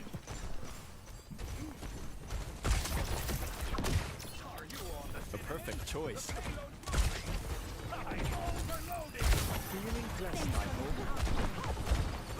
What you doing, cat? You trying to go outside? Enjoying the view? Okay. Hog's ulting. Ah!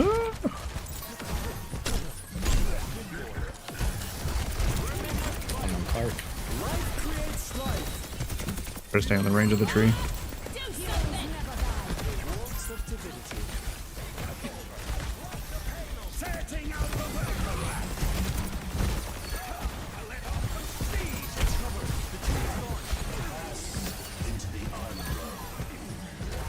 Hey, he's still playing? Yeah, cart, same cart. Okay. Oh, he swapped off Zen.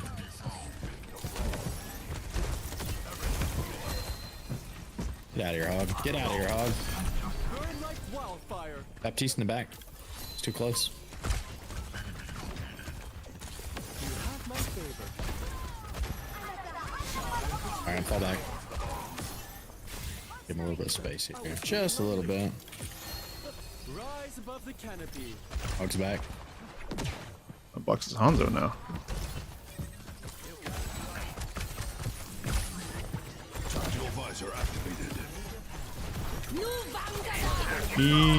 Don't shoot me. Baptiste down. Zen one. The Bucks, can you get the spray over there? Zen down. I was gonna pull you. Ah, sorry.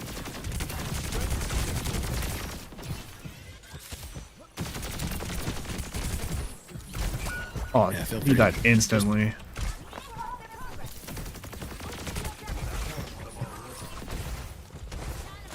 Way back.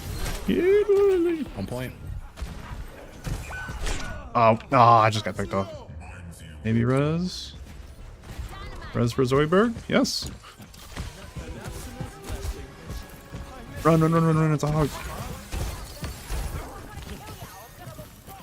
Alright, let's control the point.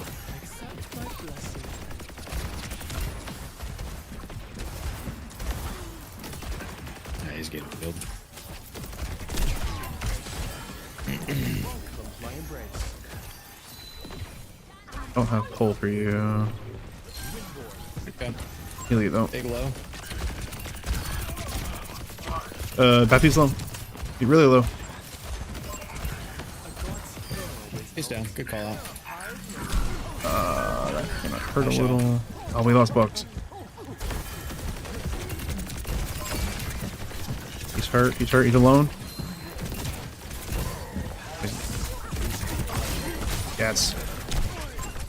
I'm good. I'm good. All right, watch for the hog I'll be right spawn. back. I gotta let this cat outside. He's staring at me. Dang it, cat.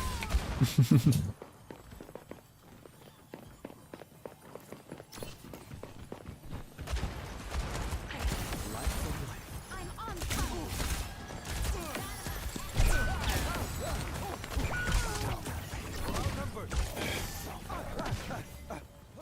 Godly speed. Okay.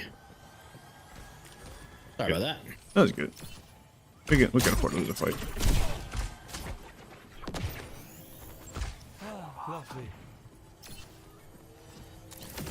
It's a stray cat, so he doesn't usually get out of his box when he comes inside. He got up and just started looking at me, and I'm like, oh boy, he's got to go outside. He's looking at me with panic in his face. Let's get. Oh no. Got my ult taken away. Mercy, can you get that res? Can you do it? No. Okay. right, let's group up. Okay. In here. I walked into that one. He's on point. I have tree if we get into trouble. I'm on point. Yeah, trade the point. Nah, never mind. Never mind. Never mind. That actually might be. Yeah, it might be worth doing. There you go.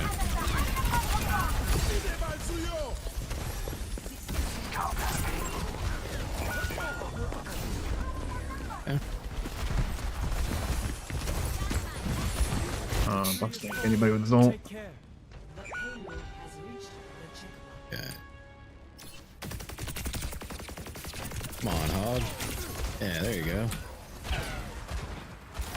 Touch of my power. Up and at it. I don't feel like fighting a hog. What am I doing? Rise above the canopy. This is good. I got a lot of them distracted. Godly speed. I'm gonna die here. Negative. Collaboration. Lovely.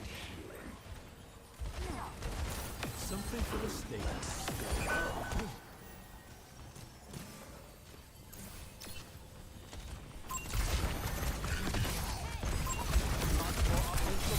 A big hug for a large friend. Brimming with firelight. Keep doing that. Tactical visor activated.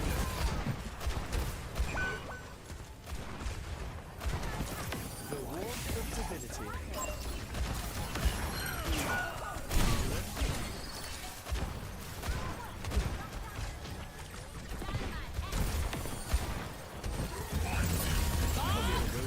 Nice pull. Oh, Bob.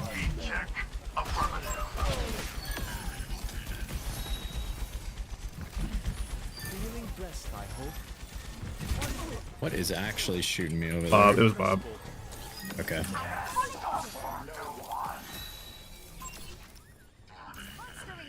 Ah, together then.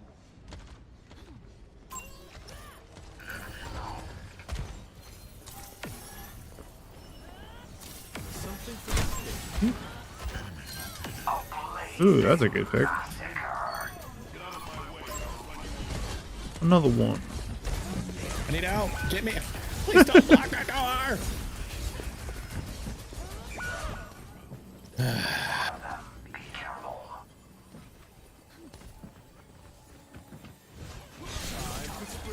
It's okay. There's plenty of time. They're so like they're just staggering themselves. Insane. I got a tree. This is last fight. Make it count. Okay. This could be two. This could be two fights. No, Bucks.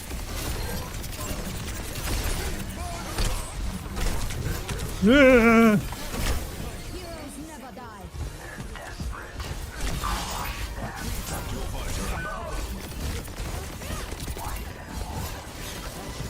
Oh no. No, no, no, no, no, no. GG's.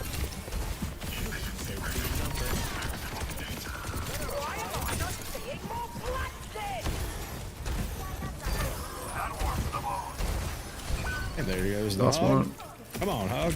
Let's go. Oh, I broke the hook. Yes. Ash is pinning me. Ash is out. Hog on hook. Payload. Hog on hook. Off the payload. I'm getting ulted. Vendetta tore me up.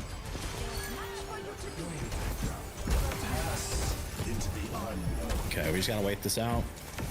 I need a pedal. Got the pedal.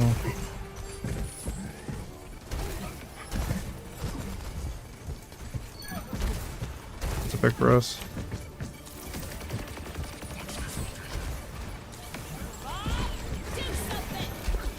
Hey, there goes Bob. Pushing Bob out of the way. Oh, Get him off the point. One soldier, don't die. Oh. Don't know what that means, but it's GG's. Okay. Arrivederci. Whatever.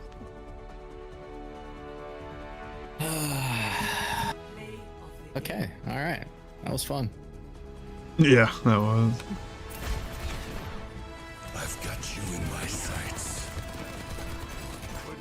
Not fun for you, Bucks. 11 and 12. Still got 10,000 damage. Is that a stat padding? What is that? That's the first time I've ever heard of that. Stat padding. What is stat padding? I don't know. Should I ask it? He, Ask ChatGPT. he healed himself 10,000 healing. Oh, is that what you're talking about? Like, I don't know, but that's Stat boosting? insane. The hog. that's like more than the Mercy did. Yeah, that's what I'm saying. Like he healed himself more than the Mercy healed her. Period. You know? That should not. Right? Like that's what that healing is, right? That's like self-healing. Yeah, whatever healing he did on himself or I don't think others. And I don't think he can heal his teammates, right? Unless it's part of one of his perks. Gotcha. All right. But still, that's more healing than anybody on their team. That's funny. Why was it not fun? Because he got kind of like shut out with his ultimates and stuff. Oh. Man, Bucks, you can play tank, dude. Just use your words and let me know, and I would have gladly let you play tank. Yeah, you can play tank, dude. You didn't have to leave. Now Yeah. arriving at Lijiang Tower. Oh, did he leave? Oh, he left. Yeah, he left the game. Prepare for He could have just said, "Hey, you mind if I play tank?" And I'd be like, "Yeah, sure, I don't care." Honestly, I'm only gonna play like this. Will be my last one. I'm out of here anyway. Okay. This game just don't hit like it used to. No, we don't. Yeah, no, dude. Only play if you're having fun. Don't play if you're not having fun. Spend every lifetime growing into who we truly are. I see your sneakers. You. I've been enjoying Arc Raiders, but now I'm Sure. at a crossroads with the But I'll play game. without stakes. Yeah. Yeah, they're getting ready to do their first big wipe. And the wipe is optional. So like if you wipe, you get 5 skill points for your like your skill tree, Uh huh. and you get 15 new slots for like, you know, things to store your junk in, basically. But you lose all your stuff. But you lose everything and you got to start over from scratch. Yeah. Yeah, that's hard. So there's guys that are just kind of like, well, you know, there's pros and cons. Oh, no. Did I get him? Did I get him? I didn't even get the guy. Ah. Wow. Okay. Anyway, so I'm at a crossroads where I'm like, I'm not sure if I want to do it or not. Yeah. All right. I had a guy that was asking me yesterday. He's like, "How much time do you put in this game, Cheese?" I was like, 250 hours. He's like, "Do you want to put that much more time?" I was like, "No." There you go. Zen's out.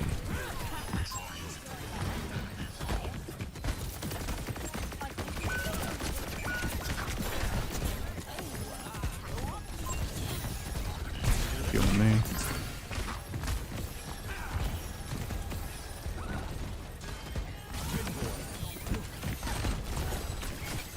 Yeah, I'm falling off this fight here. Just a little bit.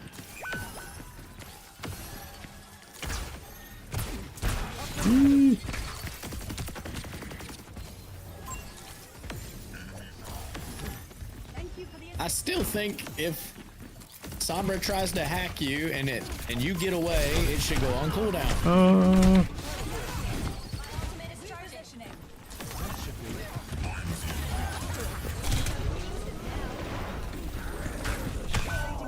Got Sombra and Reaper all on me. Kiriko's not in it to heal. She's in it to damage. Securing the objective. Mobilize heat shields and Duplicating engaging jump junker. on me. Apagando las luces. Something for the state.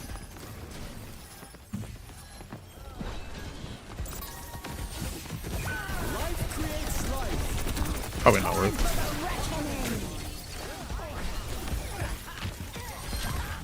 Sombra out.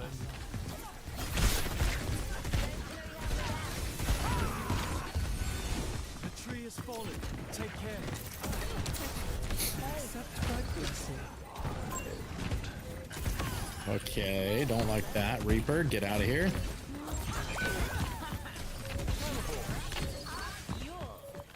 No.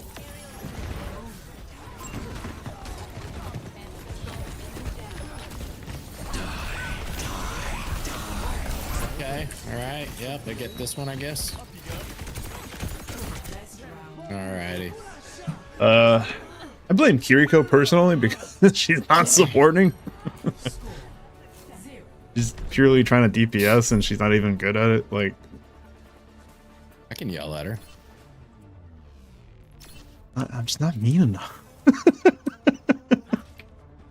May I borrow Gary, a copy of hello, how do I Is your where's my heal? unmute? There it is. Someone There we said. go. Someone said it. Is your heal button dead or I something? can wait until you're done. Please, for the sake of your team, try healing. Did you break your left click? You're playing support. Your teams need your help. Get the pick. Get the perk that does heals for kunai hits.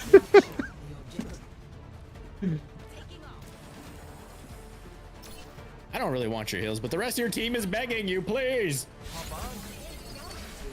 Okay, I'll quit. I've had my fun. I don't want your dirty heals.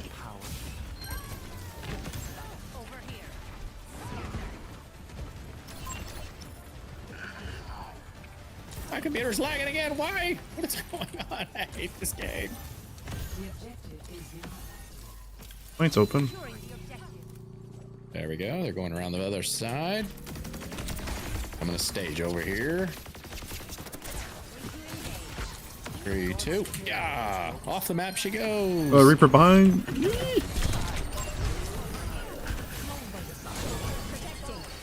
Umbra on me too.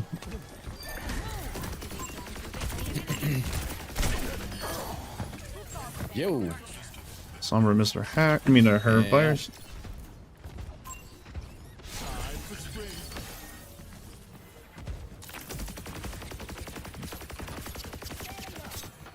All right, let's try something. Can't say I've ever done it. Oh, didn't work. I'm distracting. I'm distracting. On my way back.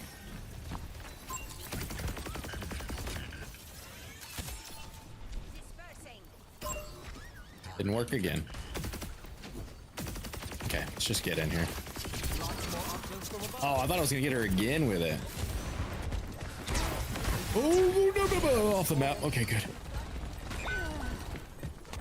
Lost her. Other support, not healer.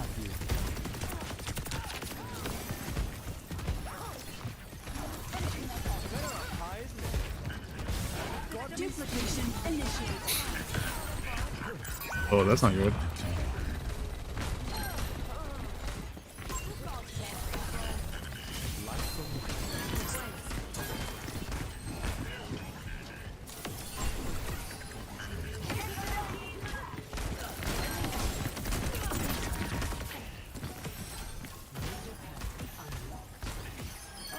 There we got. No, save No. me! Might not need you for this. Unless I touch. Yeah. Oh, jeez. Stepped up my tree. No. Got hit by that. Tree, heal me. Okay, not good, not good, not good, not good. Yeah, I'm dead. Okay, we got. They're at 0%. We got this. I don't want them to cap it at all. Oh my gosh, Kiri has 2,000 healing. That's more than. That's 2,000 more than last round. Good job, Kiri. Thank you. หรือเราโง่เอง Taking flight. Yep.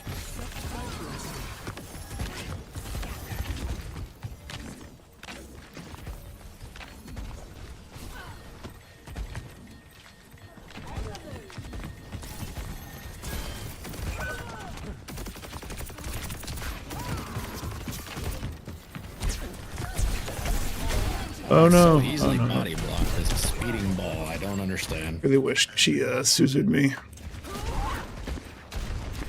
Let the Hey, look. go. Nah. Yeah, she's basically wasting her ultimate. Yep. You take me out with it, it's fine. Yeah, we can play Rocket League. Cheese is good enough after this game, I think. So yeah, we can play it. And I don't know, I still got like another hour or so.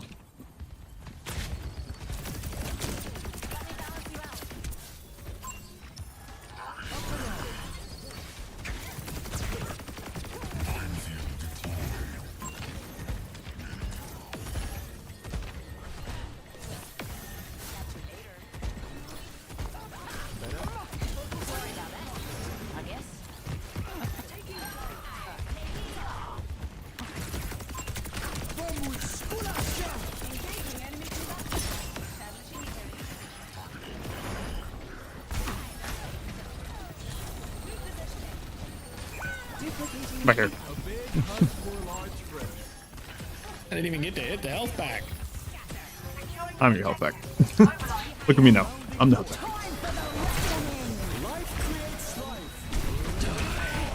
Okay. Get him! Did we win that? No. No, of course not.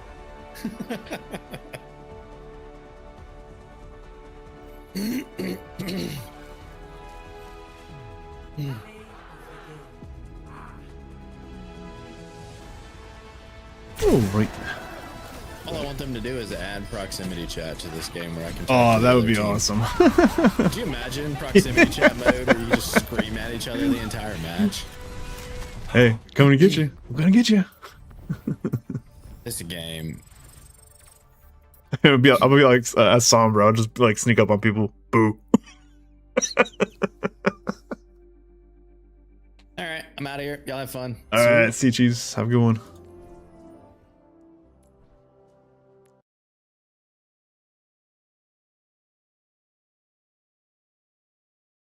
Update.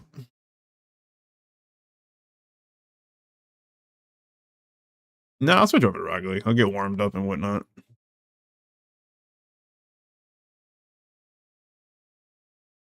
Fields and floods, proxy.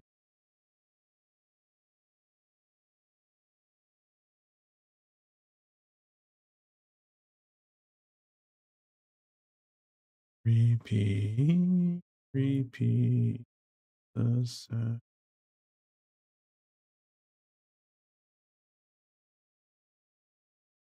Gotta plug in my controller.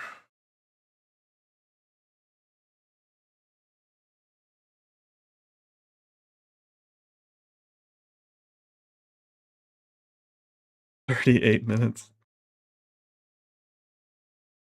That's one hell of an update.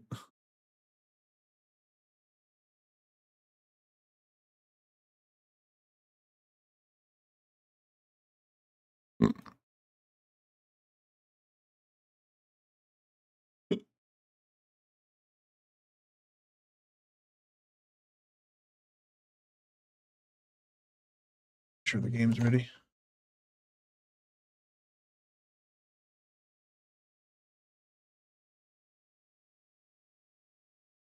Hold on. No, I don't want to play a game yet.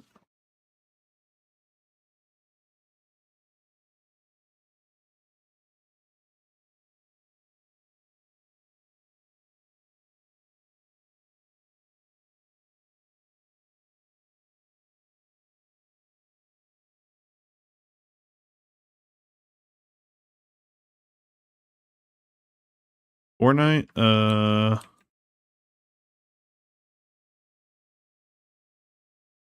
let's not, just because like I don't want to like have to learn more stuff I already have.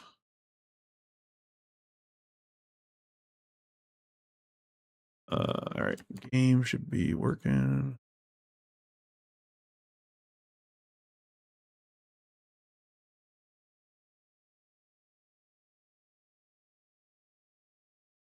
There we go.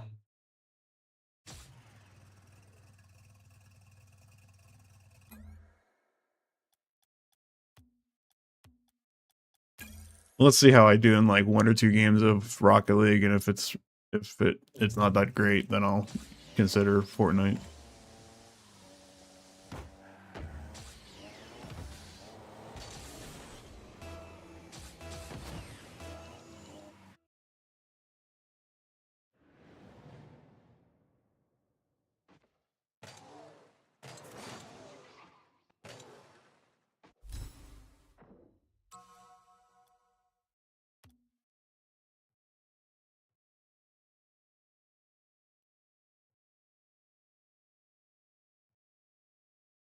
Newborn king. Be my sinners reconciled.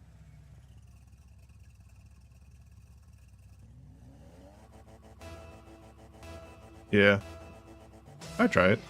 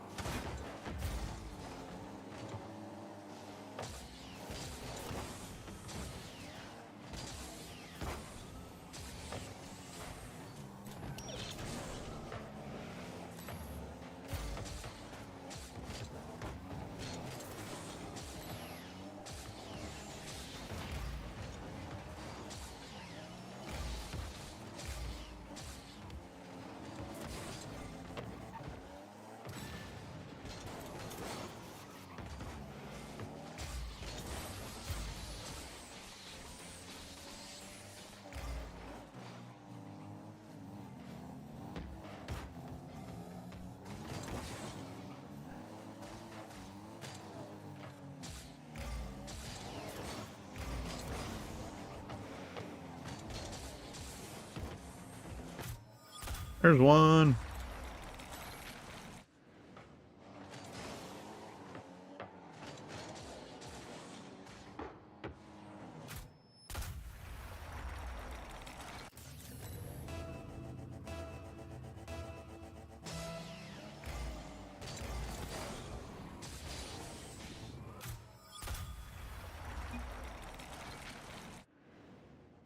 Or it's Frank Christmas song.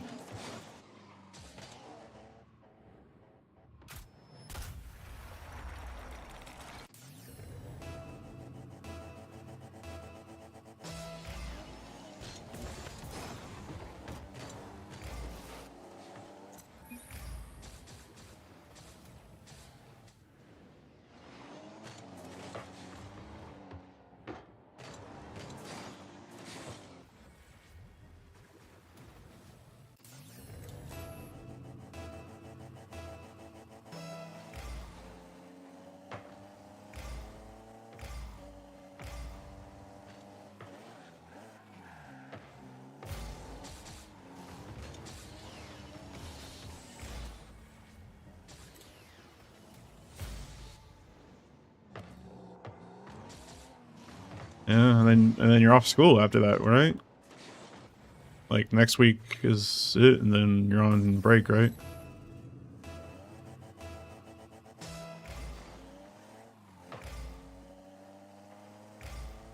Why aren't they playing?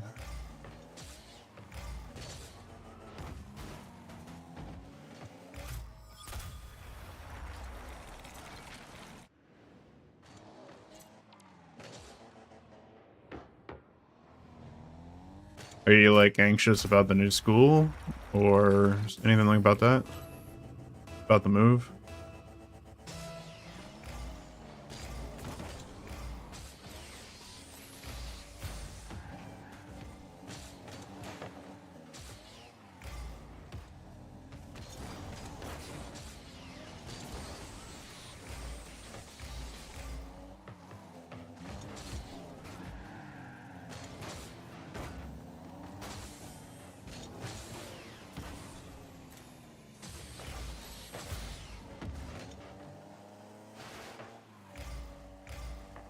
You think she's gonna like retaliate or do something out of spite that, you know, because you're doing this, she's doing something? Or she, you know, she's doing something because of that?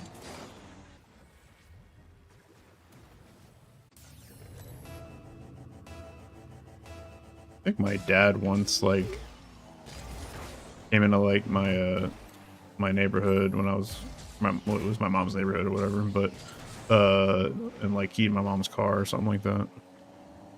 When he was like dropping me off or something or picking me up.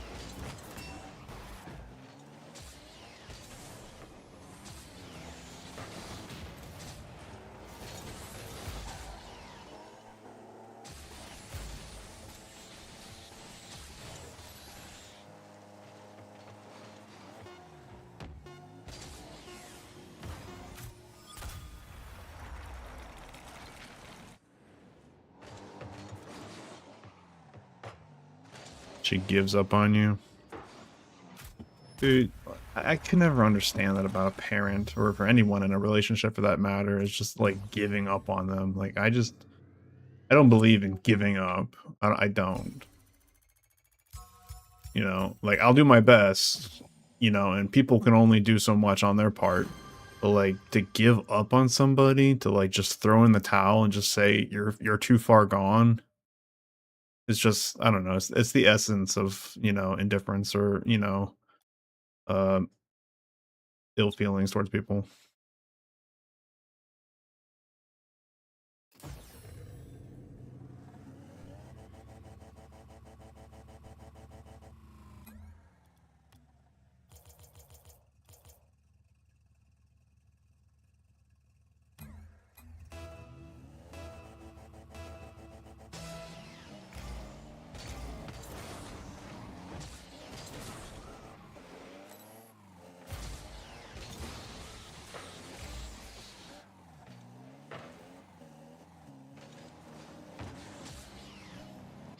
Oh wow, I went in.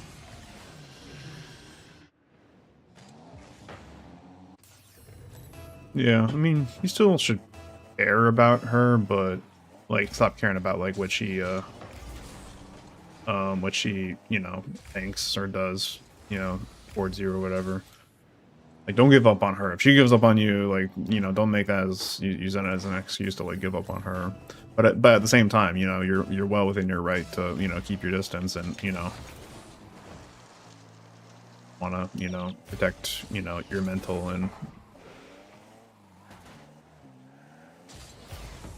what? Button didn't work.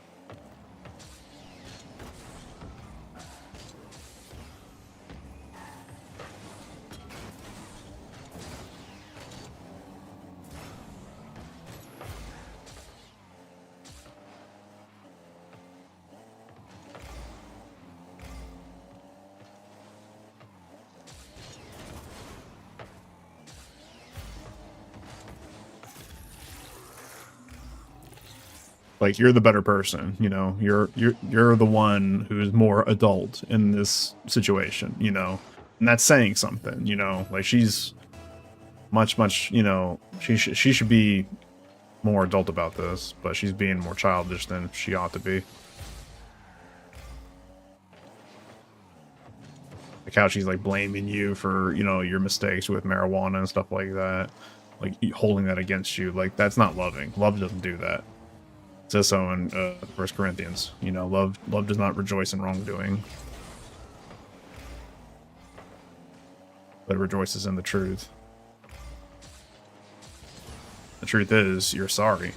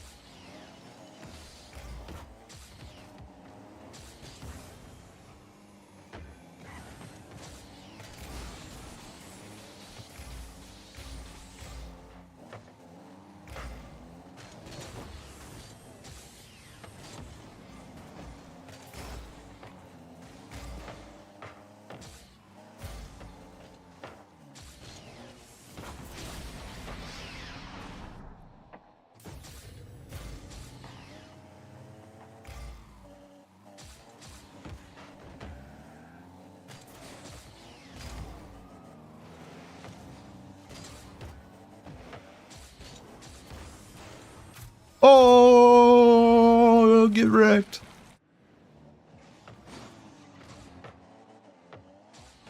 Pass it to myself in the corner.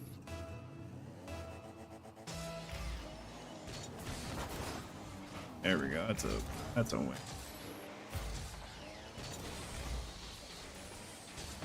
Ah, fake me.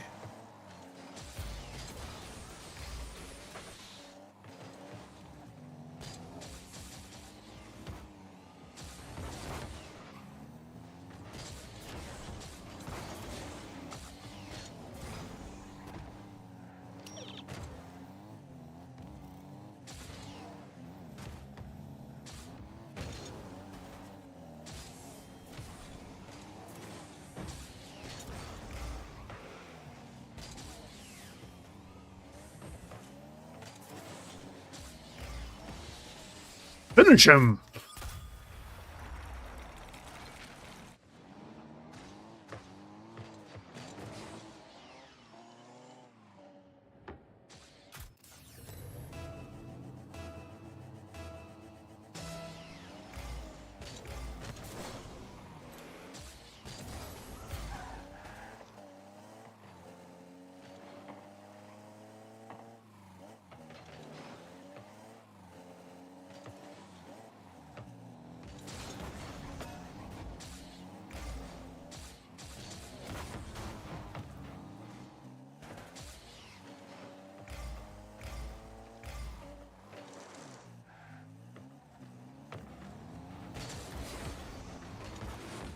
Why? Why would you hit it towards the goal?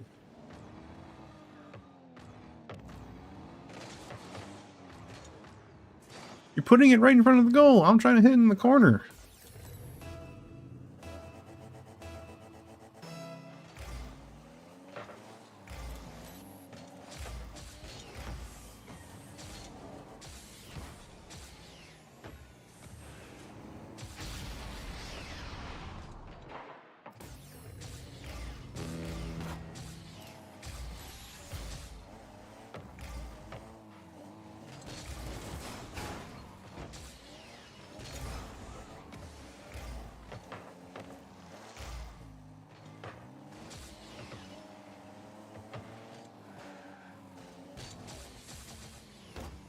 Oh, too high.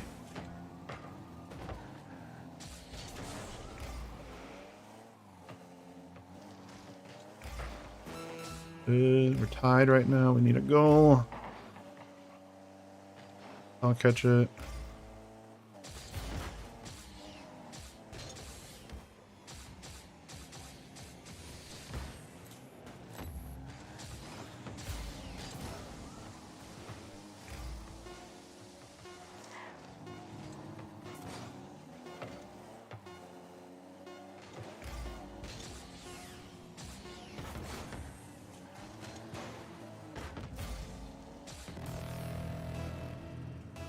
Overtime. Good.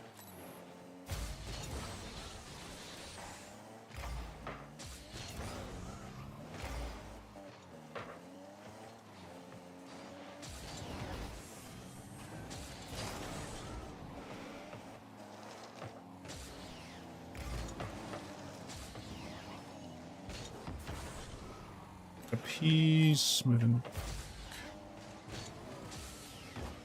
Ah.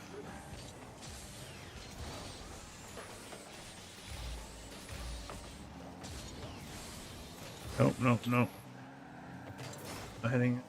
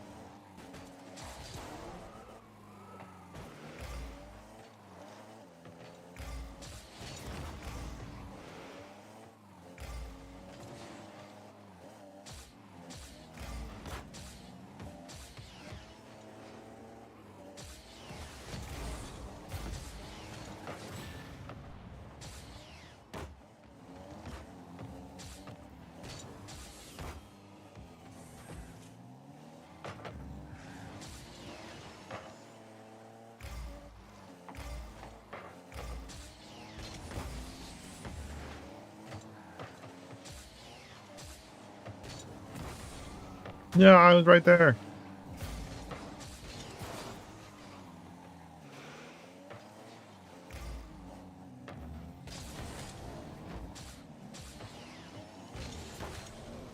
Oh, if I hit that right, I could have scored right there.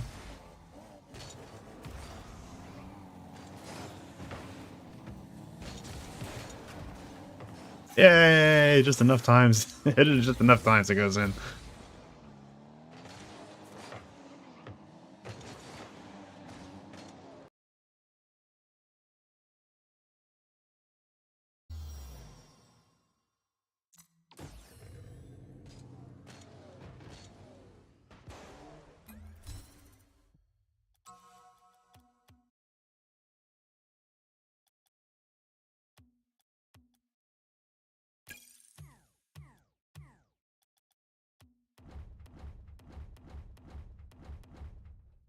Be of good cheer. Naga says that in order to be better and connect with him personally, you have to go through the struggles, but it's like, how much do I have to struggle for me to talk to God? The parable, it's not a parable, but it's basically what a silversmith does. God is like a silversmith. I think that's in the Bible. What a silversmith does, he holds raw silver ore in the furnace, in the fire, right where it's at the hottest. And it has to remain there long enough to burn off all the impurities, and then once all the impurities are burnt off, it becomes shiny, and the silversmith can see himself in the piece of silver, in the reflection, and then he's like, that's when you pull it out of the fire. So like, we're like the silver ore, and God is the silversmith. You know, he's letting us in the fire for just a long enough time until, you know, he can see his reflection in us.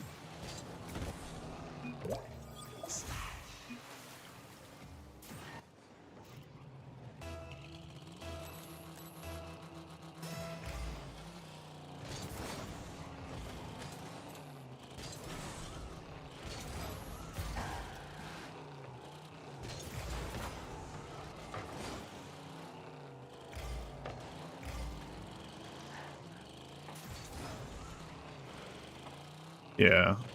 There might have been like one or two other things to that story that I might have omitted or what do you call it? Like, forgot. But that's basically the gist of it.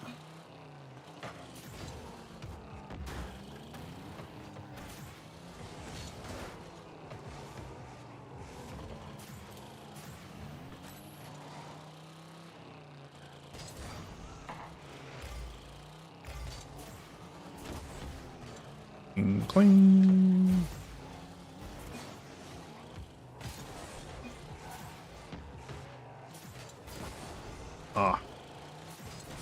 I would have missed either.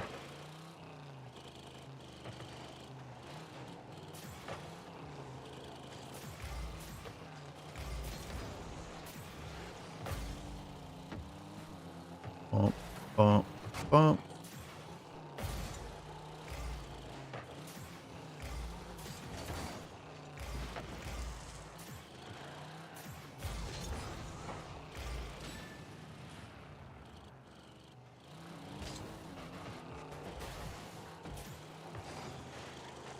Christmas.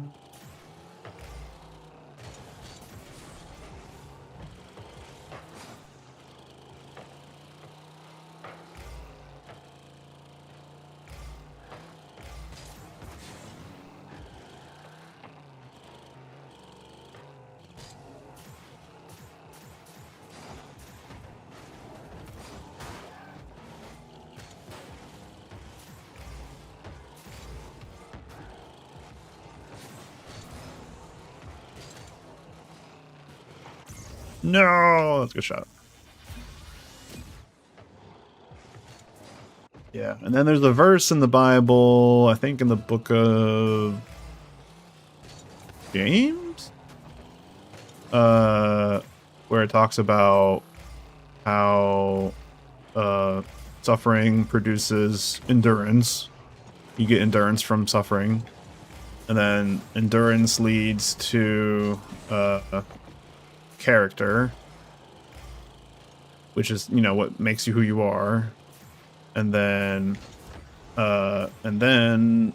character leads to hope in Christ, that, you know, because he made you who you are for a purpose, you know, and that he's coming back to redeem everything. You have that hope in him, and that hope is what's really important. What makes everything possible.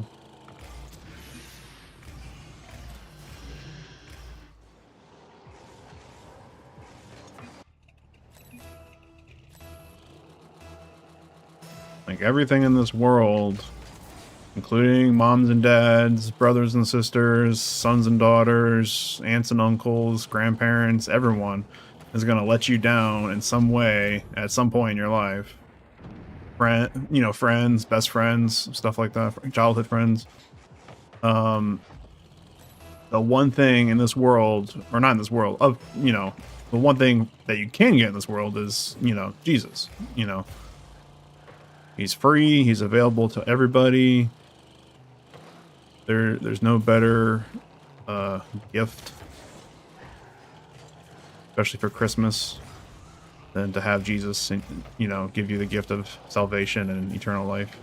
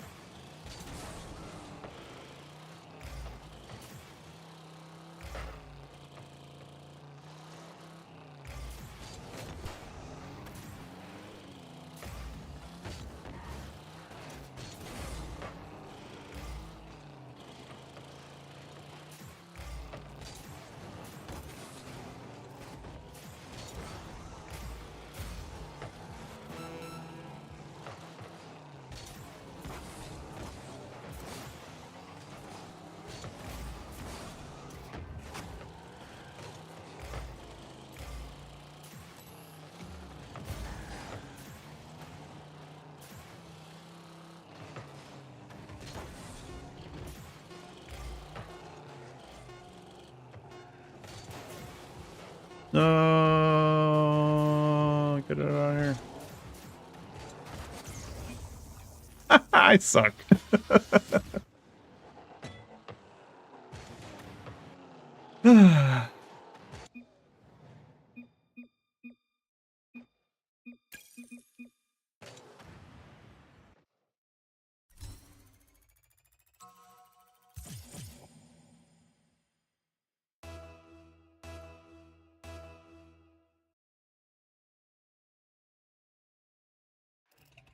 Yeah. And that silversmith analogy that I was saying, like, for some people, it takes their entire life in the furnace. Because God is like, there's just too many impurities. I got to get rid of these impurities in order to, you know, see myself in my creation and you know what I have in front of me. For some people, it's like, oh, it happens, you know, at a much younger age.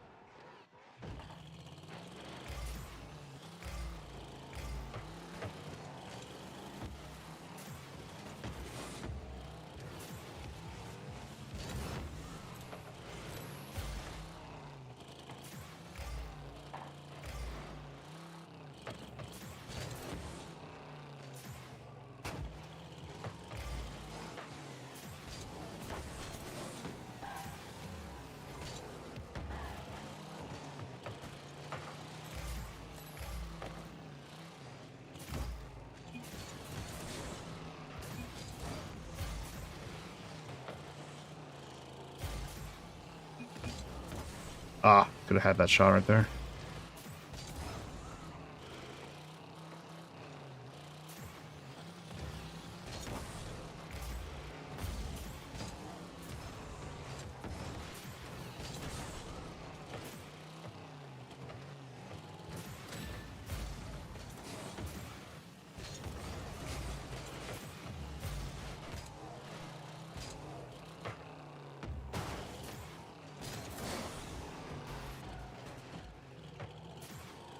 Open. So open.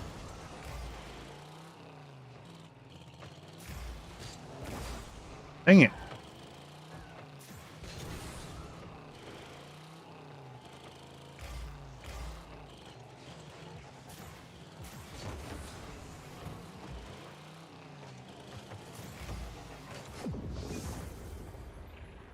Two minutes, nice.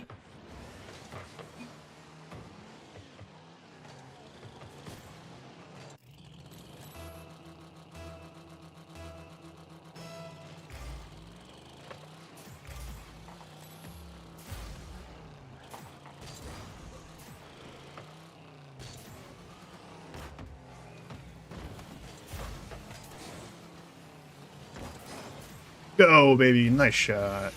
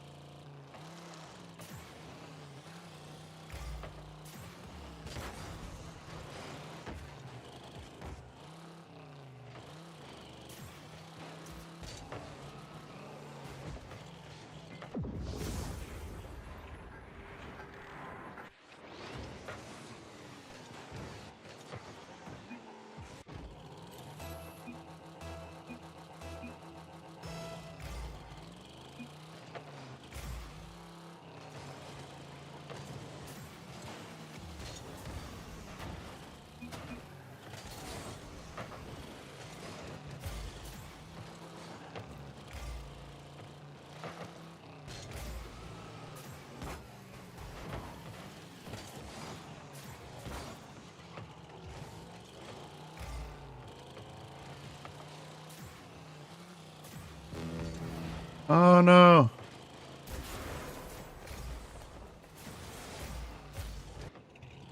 Made a mistake there.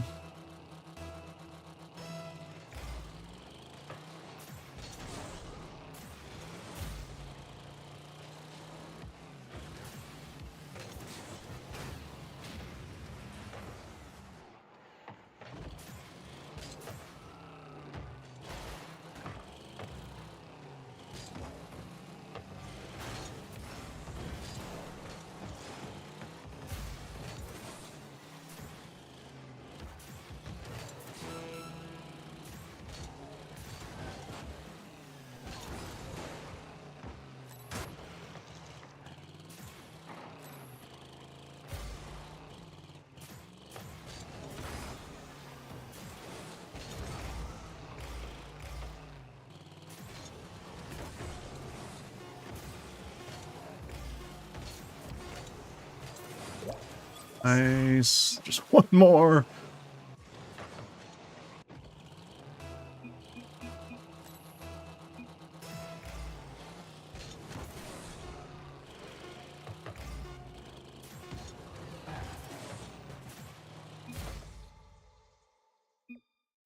Good game. I play one more without you, Bucks, or you got it ready?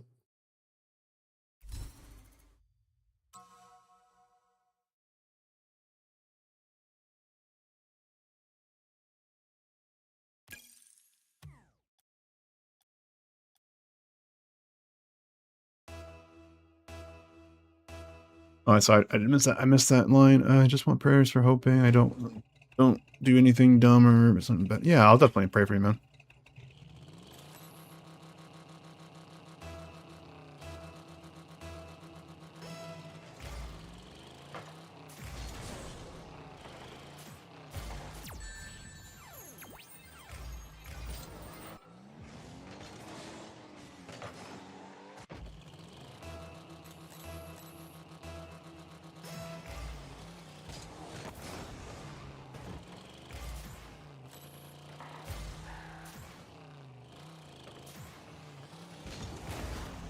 Dang.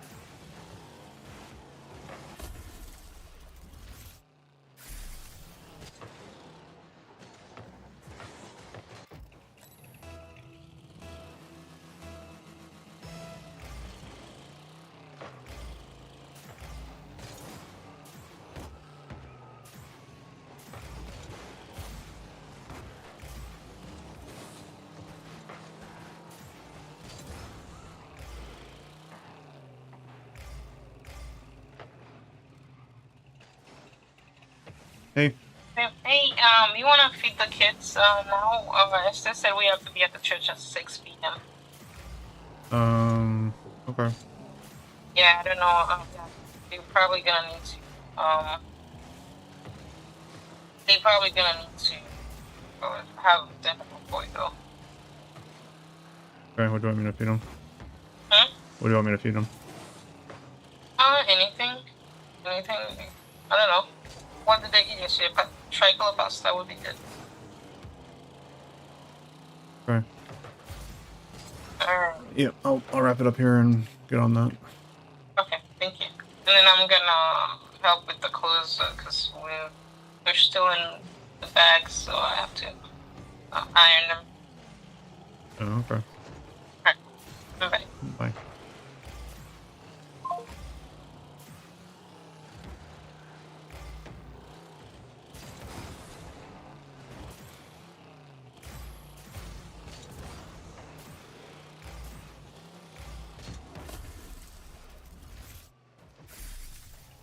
gotta go after this game.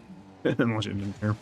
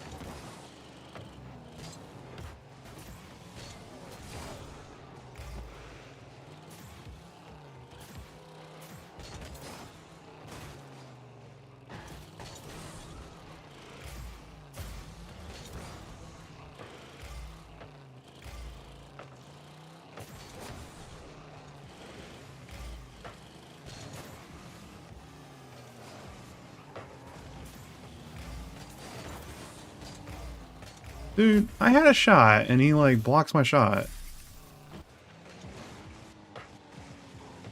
Like he wasn't gonna shoot that because it's you're gonna get blocked or get picked off. He gave it to me.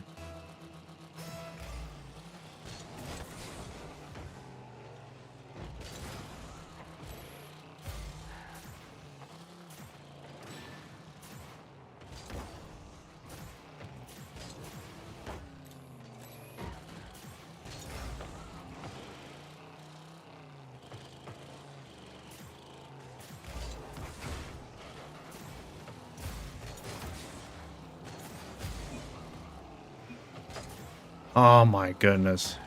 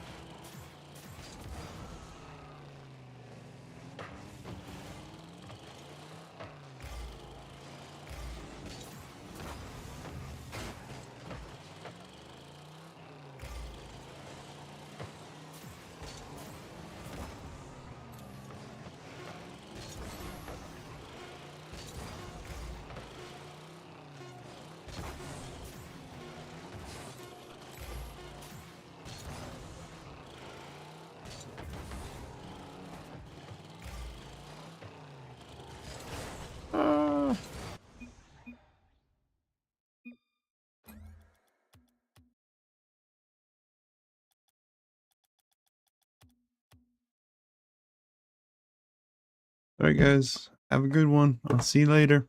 Bye.